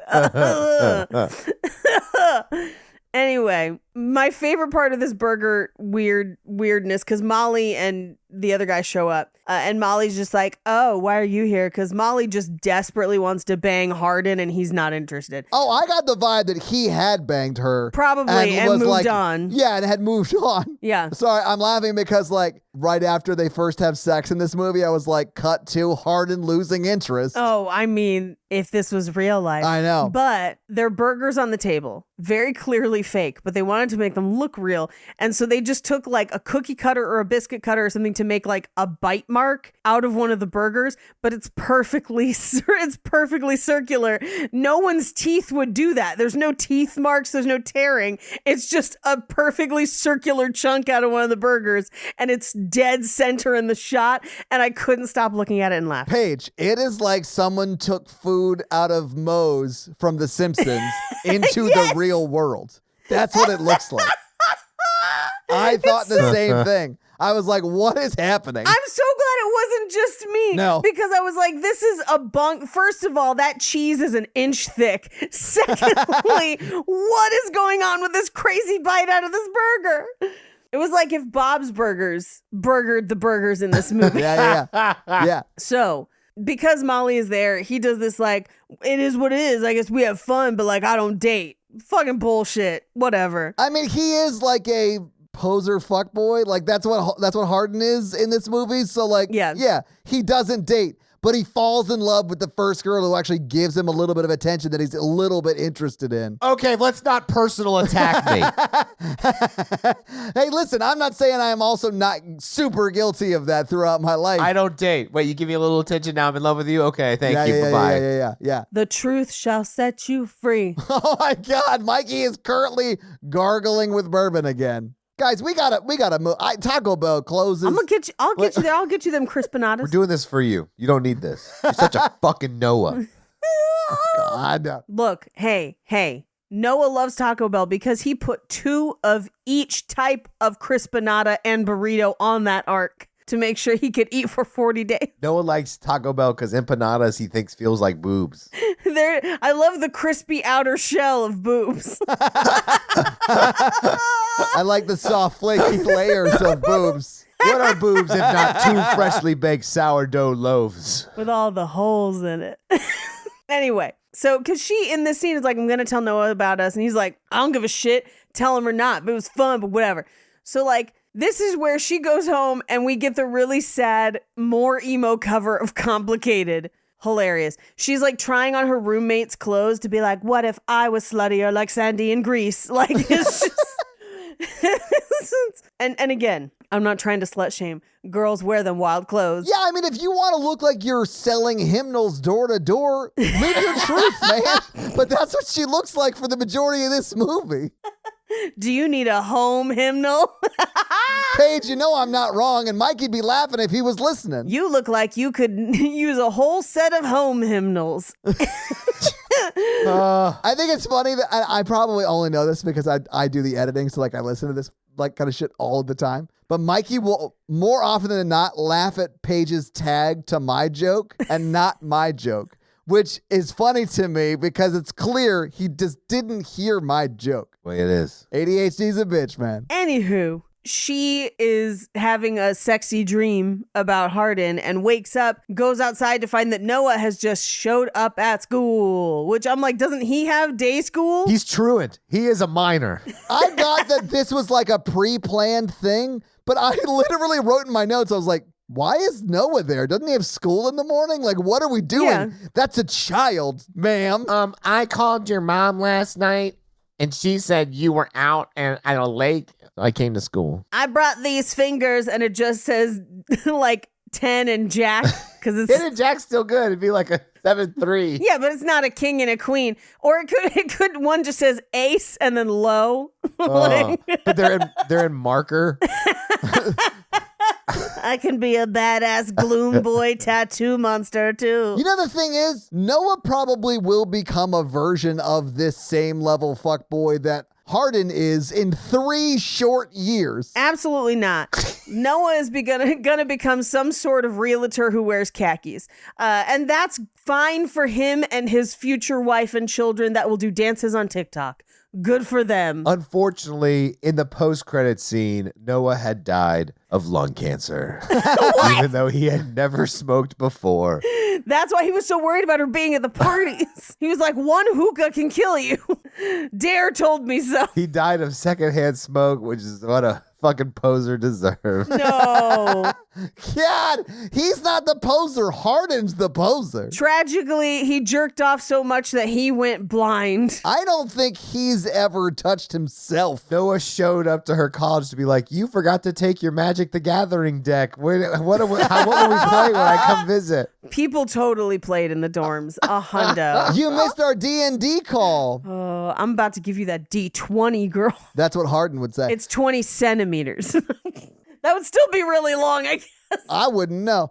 But it's like, I don't know, man. I thought it was pre-planned. He definitely surprised her. It was not, well, it might have been pre-planned between him and the mom, but she was not in on it. Yeah, okay. Yeah. I mean, how far away does he live? Like, anyway, it's fine. She treats him like shit when they go out to the party, and then when he falls asleep, she goes out and, like, makes out with another dude. So it's fine. She's a villain. In her defense, he did fall asleep at 8:15 p.m. It's his bedtime after he ate his dino nuggies. He had drank his warm milk at the party, and they only had 45 minutes to tuck him in. Bro, that was the worst. And there's like nothing you can say to make, like, Here's what I will say, and this might be an unpopular opinion. Set an alarm, bitch. You didn't even have to get caught. Sorry, that's terrible. I'm a bad person. I'm sorry. No, Paige, there's no way he did not know she snuck out. They're sharing a twin bed. He's knocked out. He's like No. full asleep. Well, yeah, because he has his first drink of alcohol tonight, Paige. Alcohol. No, I mean, like, Paige, there's no way she would have been able to sneak out. She's like, they're like laying on top of each other. That bed's so small. Well, so, okay, originally they are like spooning, and then when she goes to answer the text, she kind of moves and he turns over and sleeps. So they're not like spooning, but still, at some point he's going to get up to go to the bathroom and be like, where is she? Yeah, exactly. Anyway. Yeah. I wish you would touch below my chest, my friend. You could stick fingers in all the tidy whities I'm wearing. All of them? All of them. What are you, Joeying your underwear? Yeah. And then doing lunges. What are 2 other banger finger tattoos that would be fun? Law and Order. I honestly think an ace and a joker would be good too. Oh, Ace and Joker would be good too. What about is it aces over sevens? Is it a dead man's hand or whatever? Oh, that'd be good. Or just 2 dots and be like snake eyes. Do you mind if I give you a veg a hiss? Anyway, so he shows up. He's at the bonfire, and Hardin gets in like a weird fight over them playing Suck and Blow, which I asked Jake watch this with me today. I was like, have you ever actually played Suck and Blow? I've only ever seen this in movies. I did in I played it. 10th grade. Yeah. Okay. It was a high school game. For sure. I'm the outlier for sure. You know who plays Suck and Blow is Noah and his friends. I mean, Noah does okay, so the Jace, this is Jace, the 40-year-old townie who just shows up. and is trying to bang any and all of them. Exactly. But Jace gets the card on his lips and then blows it so he is supposed to kiss Tessa. Who, it's like, dude, pick one of the other girls. Tessa's got a boyfriend there and the other guy. Yeah, she's got her boyfriend here and her side piece here, who is currently got his hoodie up, hand in face, very brooding. He's extra brooding. He's Anakining out. Yes. He's Anakining out full gloomcore. Love it. He's just singing Helena to himself in his head right now. What's the worst that I could Exactly. say? You blew the whole card away. I think Noah's gay.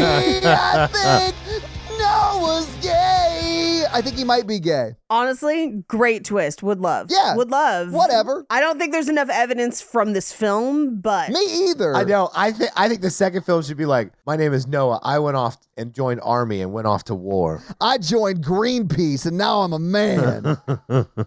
Grizzled veteran Noah. Yeah. anyway, so Hardin gets all pissy about it and gets in a fight and leaves.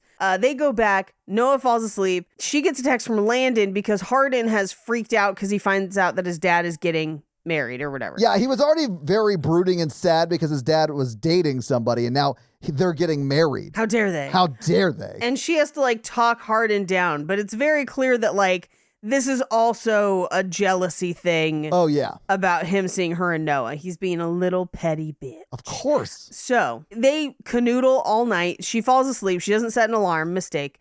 And she gets up the next day and tries to get back to the dorms and be like, ha ha ha, a friend needed help all night. All night long. Guess which friend it was? Noah? Oh, yeah. Yeah. The brooding guy from the party who fought Jace for no reason. Yeah. And that, pretty much Mr. Gonna Steal Your Girl the first 6 weeks of college. That's who it is. Yeah, Mr. Steal Your Girl. Yeah. Yeah. So she and Noah break up. She goes into her dorm and because she tells Hardin, please leave. Noah was my best friend. I was trying to do this on my own timeline, but you made this worse. Right. She tells her roommate, and her mom texts her and is like, please call me because Noah told me what happened and what the fuck. Noah done told on you. Ooh, mama. Yeah, you're about to get called to the mommy principal's office. I'm not going to invite you to my birthday. No!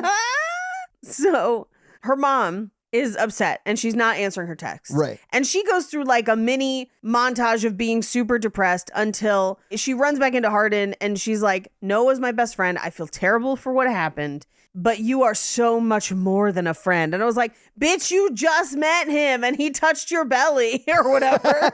Yeah. I guess.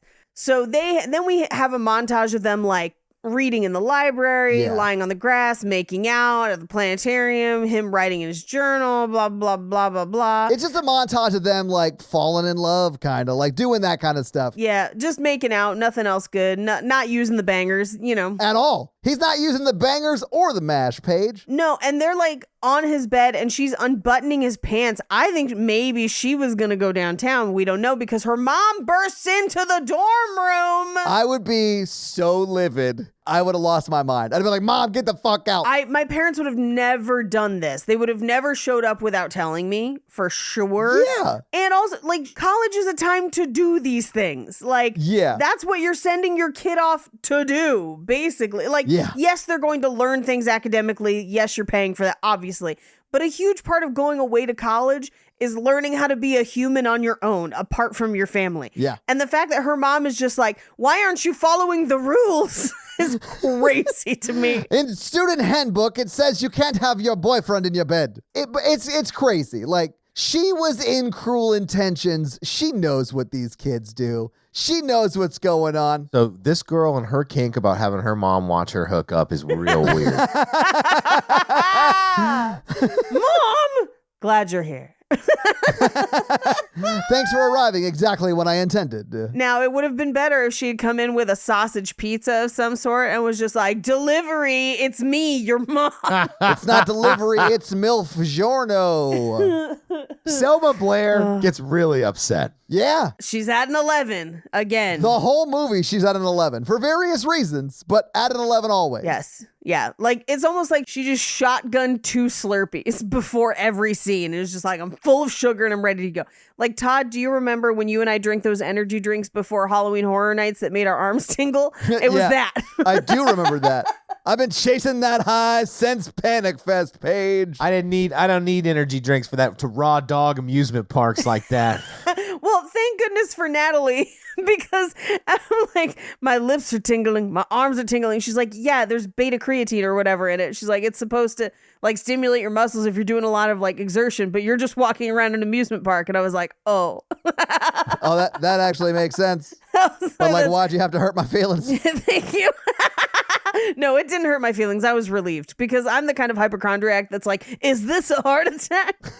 It was not. It was not. It was no. just pink strawberry G Fuel or whatever. Yeah. C4, some explosive one. C4, my favorite. Skittles flavor. Anyway, so her mom is like, what the fuck? You're going to break up with that guy, focus on your schoolwork. And she's like, I am not. I'm going to get dicked down for the real college experience. He touched my belly button and I liked it. He touched me down below my belly button, mama. And her mom reacts crazy and is like, he's going to break your heart, so I'm going to cut you off completely. And I'm like, what the fuck? You'll never learn your lesson. I was like, wow. It's insane to me that parents actually do this kind of stuff, though. Like, Crazy. if you don't stop dating this person who, like, we don't like, we're going to cut you off. So you have to run into their arms and, like, really rely on them to help you. Because that's basically what happens is I he know. finds her like an apartment. So they move in together. Like, It always backfires. always. Well, he stole an apartment from his dad. You know, the dick. He's supposed to be like, air quotes, house sitting this apartment,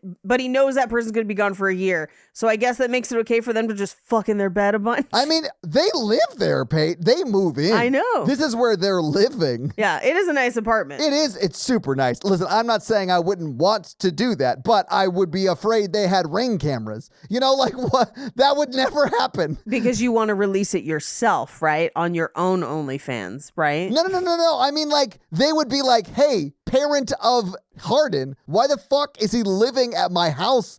I only gave him a key so he would water my plants. Why are you watching my son have sex in your house, perv? No, before they got to having sex, they would be like, why is Harden moving in? Yeah, well, you know.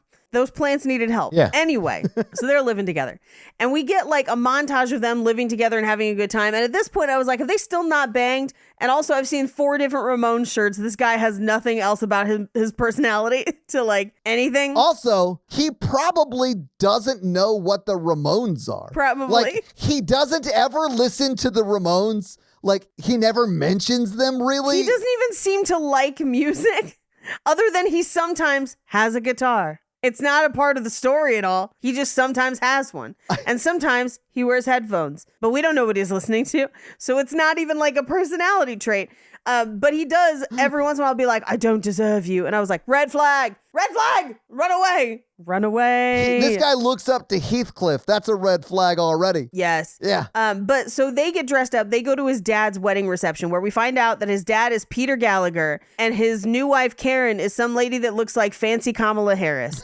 And like, good for them. They seem incredibly nice. And happy. It seems like they like each other. It's happy. And he's the only one there being like, fucking assholes have the nerve to be fucking happy. Well, you can tell because his like future stepbrother's like, it is kind of weird, but like he's really a dick about it. I mean, Yeah. he's more or less like, my dad's the fucking worst. He used to have like a really bad drinking problem, but then he went to like rehab and got better and like worked really hard to get a good job and then found love again. The fucking asshole. Yeah, he should be Fucking like, asshole. my dad really had a drinking problem and then crashed head on into a school bus and killed 32 children. I mean, because then you would have someone to hate. Well, yeah, then you'd be like, yeah, he does sound like a bit of a dick. Yeah, because of all the kids he killed. Well, so here's the other thing. So during this wedding reception, we get the story. He's like, that's not the man I knew. Here's what happened. When I was 8, my dad was out drinking at the pub. He got into it with the wrong guys. They came looking for him and he wasn't there. So they found my mom instead and beat her. I tried to fight them off, but I couldn't. And here's the thing. Is that unfortunate and a sad story? Yes. I'm not saying that's so not sad. Yeah. traumatic, but it's also technically not his dad's fault. Like, I know that his dad got into it with those guys at the bar, but those guys at the bar are the ones that chose to come after a woman and child. Like, they are the victim of abject violence that, like, clearly these are violent people and like maybe his dad instigated it, but the fact that they showed up and the dad wasn't there and they were like, let's beat a woman and a Let's child. still go ahead and just beat up his wife and Yes. kid. Yeah, I mean, I understand what you're saying. I was like, these are just bad people. But I mean, Hardin's an idiot poser dick. And I say that because I see a lot of myself in Hardin when I was this age. I mean, Listen, I ran a lot and never did a push-up. I even looked a lot that's like how this you guy. get this body Yeah. type. I was thinking that. I was like, I like the tattoos. I like the gloom core. I just need a little more width on them shoulders. Yeah. Anyway, so after this wedding, for some reason, they come home and they're like ripping clothes off. And she's like, I want you now. And I was like, they're just now having sex. And then they do something that I understand why people do it and I respect it. And from like a personal feeling kind of way, I get it, support it, takes me out of the moment every time, where they're like condom and consent. And I'm like, this is good. We should establish these norms. However, boy, do I wish we didn't stop in the middle of a sex scene to do this. But that's a me problem. I know I'm wrong. That's fine. For the first time, I'm definitely asking. Like, yeah. Oh, no, 100. For sure. 100. There is no implication the first time, for sure. No. Again, I'm in the wrong. It is just me wanting my storytelling to flow a certain way. I'm wrong. In real life, this is a very good example. I also get that it sort of might, to some, break the romantic tension. But also, what's more romantic than consent, Paige? I agree with you. I think there are different ways to do it that don't break the moment as much. My mind is telling me no, but my belly button is telling me yes. You just turned my southern belly button into a slip and slide. You turned my belly button from an innie to an outie. Well, no, that's Hardin's. And now here's the thing. I feel like I started to see this happen in romance novels like 5 or 6 years ago. And in the 5 or 6 years since, they've gotten way better at it. Where instead of being like holding up a condom and saying, do you want this? Because that's literally what he does. It's basically like, tell me what you want. Yeah. Or they'll have her put the condom on. Like, there are ways within a scene to be like, Oh, yeah. No, I understand what you're saying. right. For sure. But I do think that everything that is said in this movie and even shown in this movie is on some level performative. And so we're digging into that stuff for the consent side too. Like, it is what it is. Well, and because they've played this as her being so sheltered and them Yes. literally living together without boning. Yeah. I get it. That's like why I sort of got it. Like, if I was in that situation, I knew I was going to be her first. We're talking about that before it happens. Well, I'm at least doing a check-in. Yeah. I would hope that in the months they've lived together, this has come up a lot. I would hope Yeah. that they have talked at length Yeah. about what's about to happen. And literally, it just ends up being them face-to-face kissing. We cut to the next morning. And I'm like, in those R-rated ones, they better give me some freaky shit. Come on now. I mean, I could see it building to that. I hope so. Give me a weird college 365. We cut to them in the bathtub, which is very cute and romantic, very sweet. And he writes, I love you on her back. And she's like, I couldn't make out what it said. What does it say? And he's like, I'll never tell. Let's just kiss. I think she could tell. She had that smirk. Why don't you tell me this one? Anyway, she ends up in the bathroom at school where she runs into Molly and is like, oh, yeah, no, well, Hardin's gonna harden, meaning she's like, he'll leave you because she's evil. I think that was her experience because I definitely think Hardin had sex with her, but like Super wasn't into it. Yeah. And was still in his full-on fuckboy phase of like, I don't date, Yeah. And I think that he actually does sort of fall in love with Tessa. Sure. And I mean, they fucking live together. Like, I do really think that he falls in love with her. And like at the end, which we're about to get to, like when she like loses her mind for that, I was like, this is insane. Because this is literally next. And Yeah. this whole montage is crazy.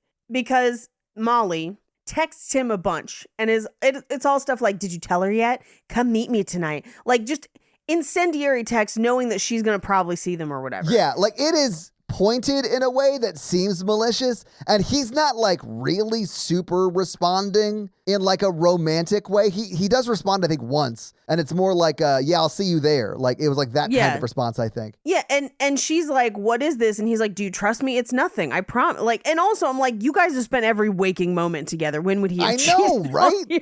And also, like, I would just be like, hey, there's a video that like this is gonna make you the laugh. night we met. This is gonna make you laugh, babe. The night we met, like Natalie would have heard this story before this was revealed. 100%, and it would have been a thing we laughed about. Exactly, because there's no way he's actually doing this for the dare. Do we know that? He takes truth or dare very seriously. No. He's like the Joker. They meet at the video store, and the video store is called Videodrome. Yeah. After the movie, and I was Love like, that oh movie. no, what? Like those things don't go together. This movie and Videodrome. Yeah, who is this reference for? Yeah. I don't know. I was like, Anyway, so she confronts him at the restaurant. He's literally been gone less than an hour, and she's like texting, like, where are you? And I was like, homegirl, insecure, stop. Yeah, don't you trust him? Whenever someone says, do you trust me in movies, I always respond with, no, you're not Aladdin. Like, who says, do you trust me in real life? Also, you shouldn't have trusted Aladdin. He was like a real big liar. Yeah, he was a huge liar. You should trust Kyle Reese, but what he says is come with me if you want to live.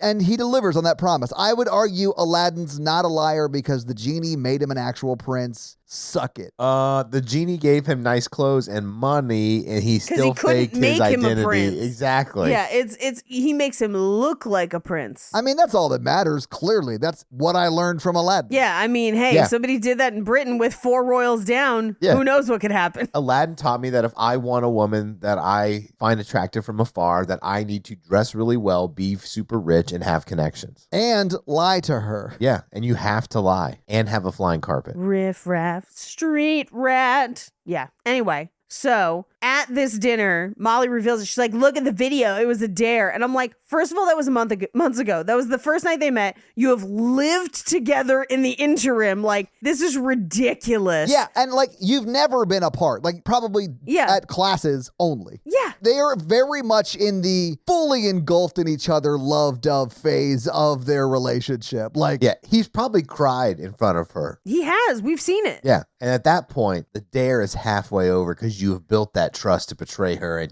15 years. Oh, yeah. You're so close to just like turning it off. You know what I'm saying? Uh-huh. But she responds by taking a bus home, at which point I was like, how does she have money? Didn't her mom cut her off? Yeah, we don't see her ever get a job.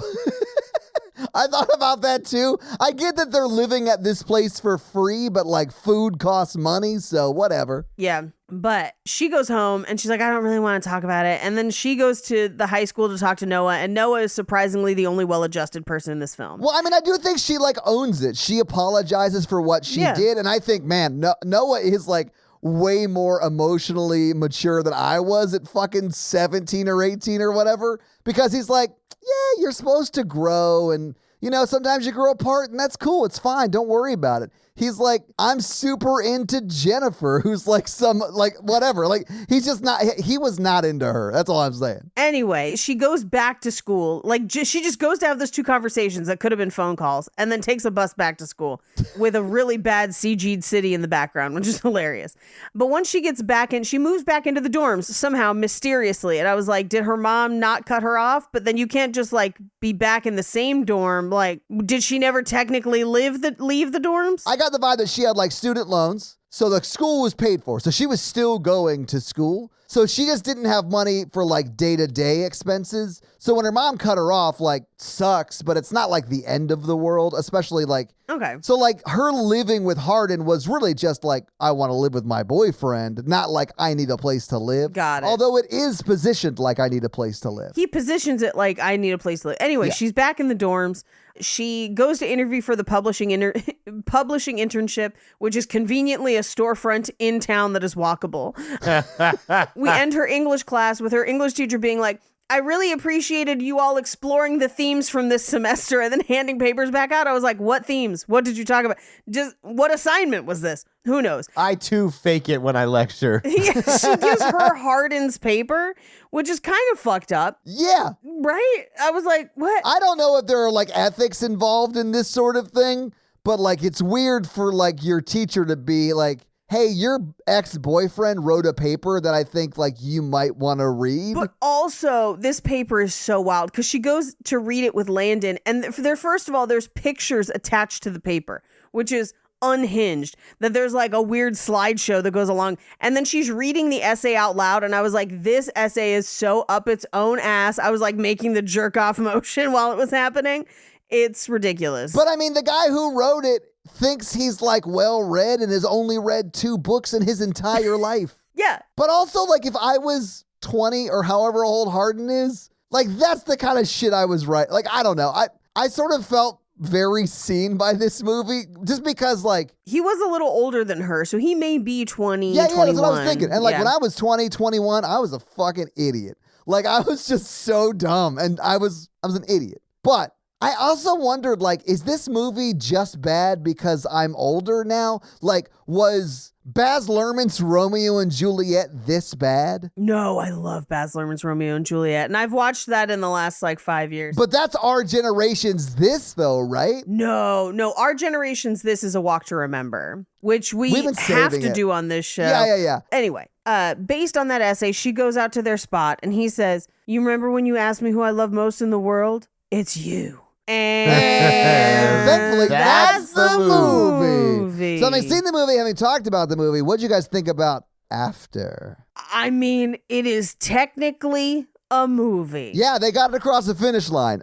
They definitely got it to the movie time length for sure. Yeah. I mean, no notes. I'm not even joking when I say this. I am looking forward to the next one. I cannot wait. Oh, I am to curious. Do it. Yeah. I want to see her bang one of the Sprouses for sure. Yeah. I can't wait for us to do the rest. But I mean, is it a good movie? No, it's not. It made a ton of money. We'll talk about it, baby. Here's the thing though, because I feel like based on this movie, to try and infer from the other ones, I feel like she's going to have a lot of other love interests, but she's never going to sleep with any of the other ones because this movie has a weird purity about it, like a weird morality, purity culture vibe. Yeah, I can and see I feel that. like Hardin's going to be like her only. Hard disagree, because why would they be R? Because she's probably going to bang it out with Hardin. So every movie is like a love triangle with Hardin. I could watch the next one if you want and find out. Paige, don't offer to watch something like you be doing us a favor. Like you could just admit that you want to see the second one. I just need to know. I'm probably just going to read the synopsises. Synopsi? Synopsises. I'm sure one of us got it right. But Paige, do you have any fun facts for us though? I do. Why it is with your fun facts. Raccoon, fun facts.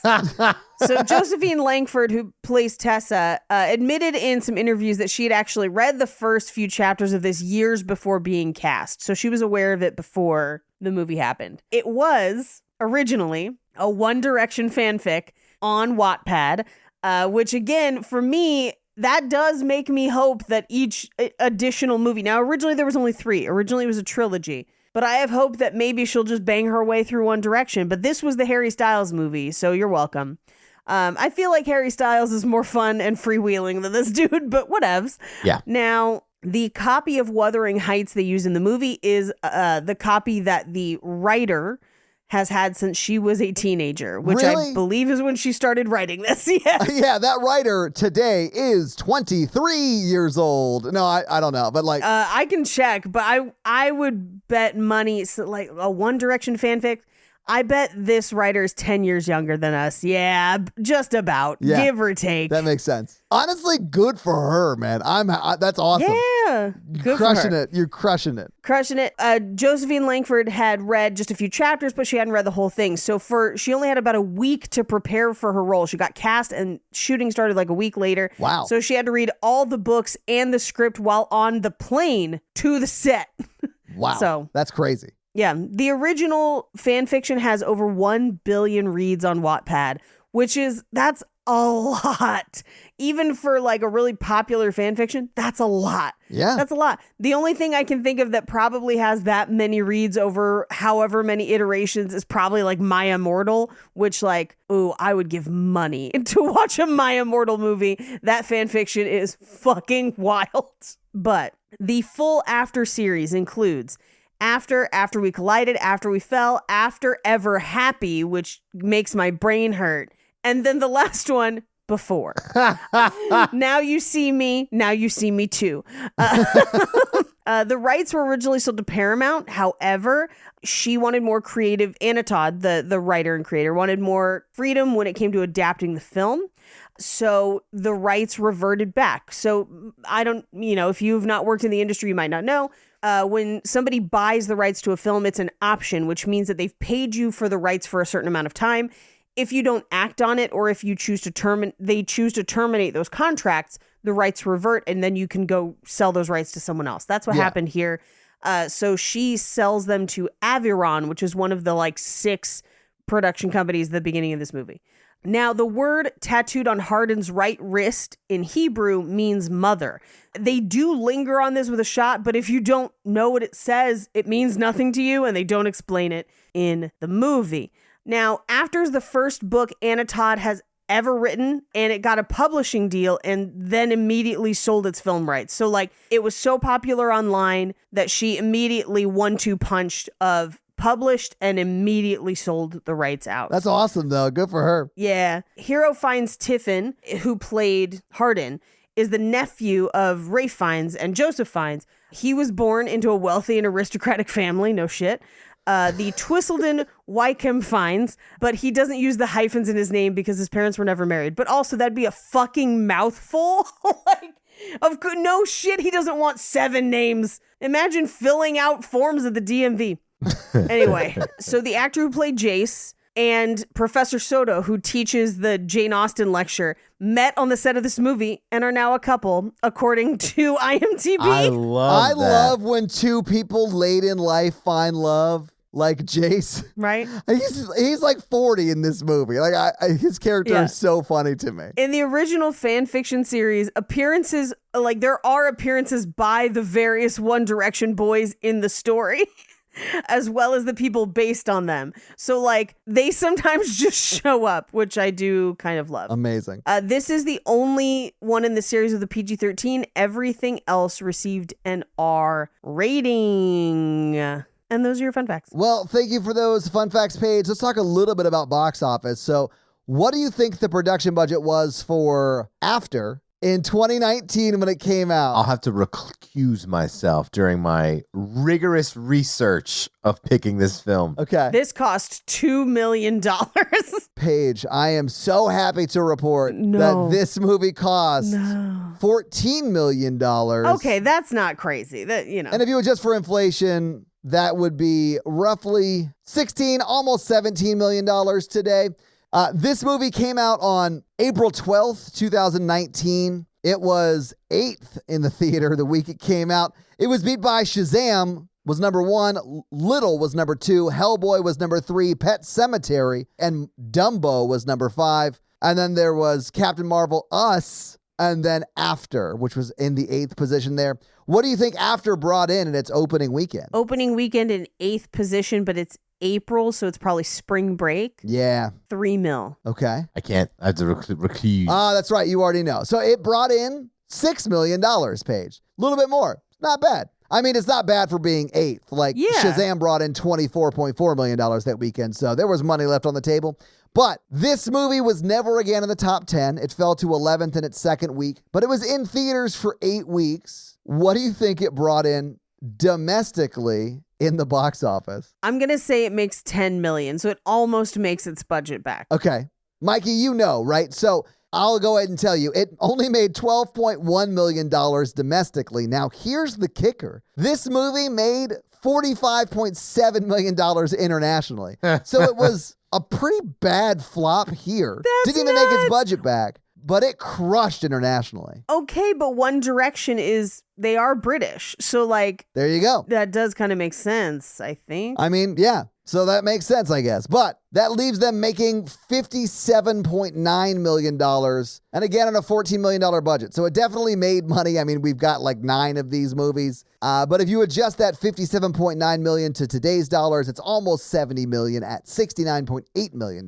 But that's your box office. So, Mikey, do you want to hit us with that romance scale? Yeah, romance scale of 1 to 4. How romantic we found the film today. Paige. This is gonna be a 1 for me. Now that may change over the series. We'll see. Okay. Yeah, like I would also give this a 1, but I can definitely see, especially with the R ratings, that they may ramp up that in the coming movies. Like I think we'll be working in like a roar scale as well on those, hopefully. Yeah, you could give this a 0.5 roars for the You belly could. action. Yeah. Because she does fully flop when he goes south of that belly button. Yeah. Mikey, what did you give it? Oh, definitely a 1. Nice. And that's our romance scale. Nice. So this week, Mikey, you made us watch After. It's my turn for next week. And this movie, I actually brought this movie up earlier because I thought to myself, is this movie that we're watching After as bad as like the movies I loved when I was this age? And one of those movies,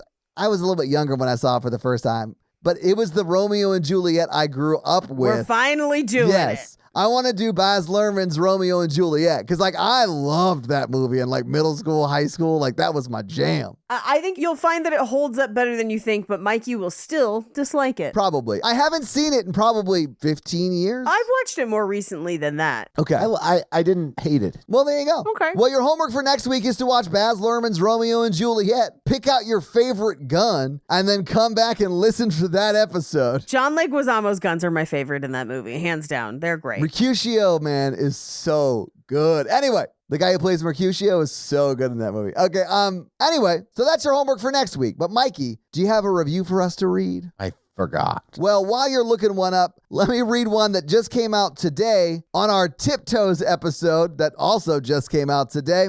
This one is from Rachel, and she says, I'm so beyond excited for the After series. I literally gasped when Mikey announced it. And I think the fact that she literally gasped is what made me like that so much. Tells you everything you need to know. It's very funny. But Mikey, do you have a review for us to read? Yes, I have one from Wieners Are Not for Penguins. I oddly enough agree. But what do they have to say? Their title is Unhinged, is the title of the review. Accurate. A group of 3 unhinged adults that I would go to the ends of the earth to protect.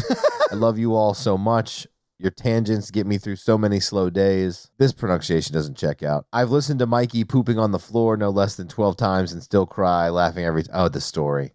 I get it now. Yeah, no, they weren't listening to you pooping on the floor in your home. I didn't soundscape it after you said the story. 5 stars. That is a funny story. I don't remember what episode it's in, but funny story. Well, thank you so much for that awesome 5-star review. And if you want to have Mikey read your 5-star review or me read your Spotify comment, do one of those things and we will read them for you on the podcast. So, yeah, guys, if you like this power throuple that we have here on this podcast, make sure to check out our other podcast, The Horror Virgin. And that is the only other podcast that Mikey and I are on. But Paige gets around and she is on 2 other podcasts, Black Card Rehab and Cult Podcast. So guys, definitely check out those because they're amazing. If you want to follow us on social, we are at Romancing the Pod Show. Yes. On Instagram, and we are at something else on Twitter who I just have never taken the time to learn It's just Romancing Pod Show because they have a character limit and it's show, SHO, like Showtime. So guys, check that out as well. And if you want to follow us all individually, Paige is at Rampage Wesley everywhere, including TikTok. except for Twitter, where she is at Paige Wesley. Mikey is at M Randolph 24, and I am at Todd J Awesome everywhere. And guys, we got a P.O. box. So if you want to send us some love letters or whatever you might send to a P.O. box, it's actually not a P.O. box. It's like a regular street address. It's pretty awesome. It's 6688 Nolensville Road, number 108-34, Brentwood, Tennessee 37027. So send us some stuff. Yeah. That's going to be it for us, you guys. I'm Paige. I'm Mikey. And I'm Todd. And you complete us. To completion. Wait, after completion. What would your pickup line for this movie be, Mikey? I'm just going to get off here and bask in my afterglow. Bye! This movie is about villains falling in love, nerds.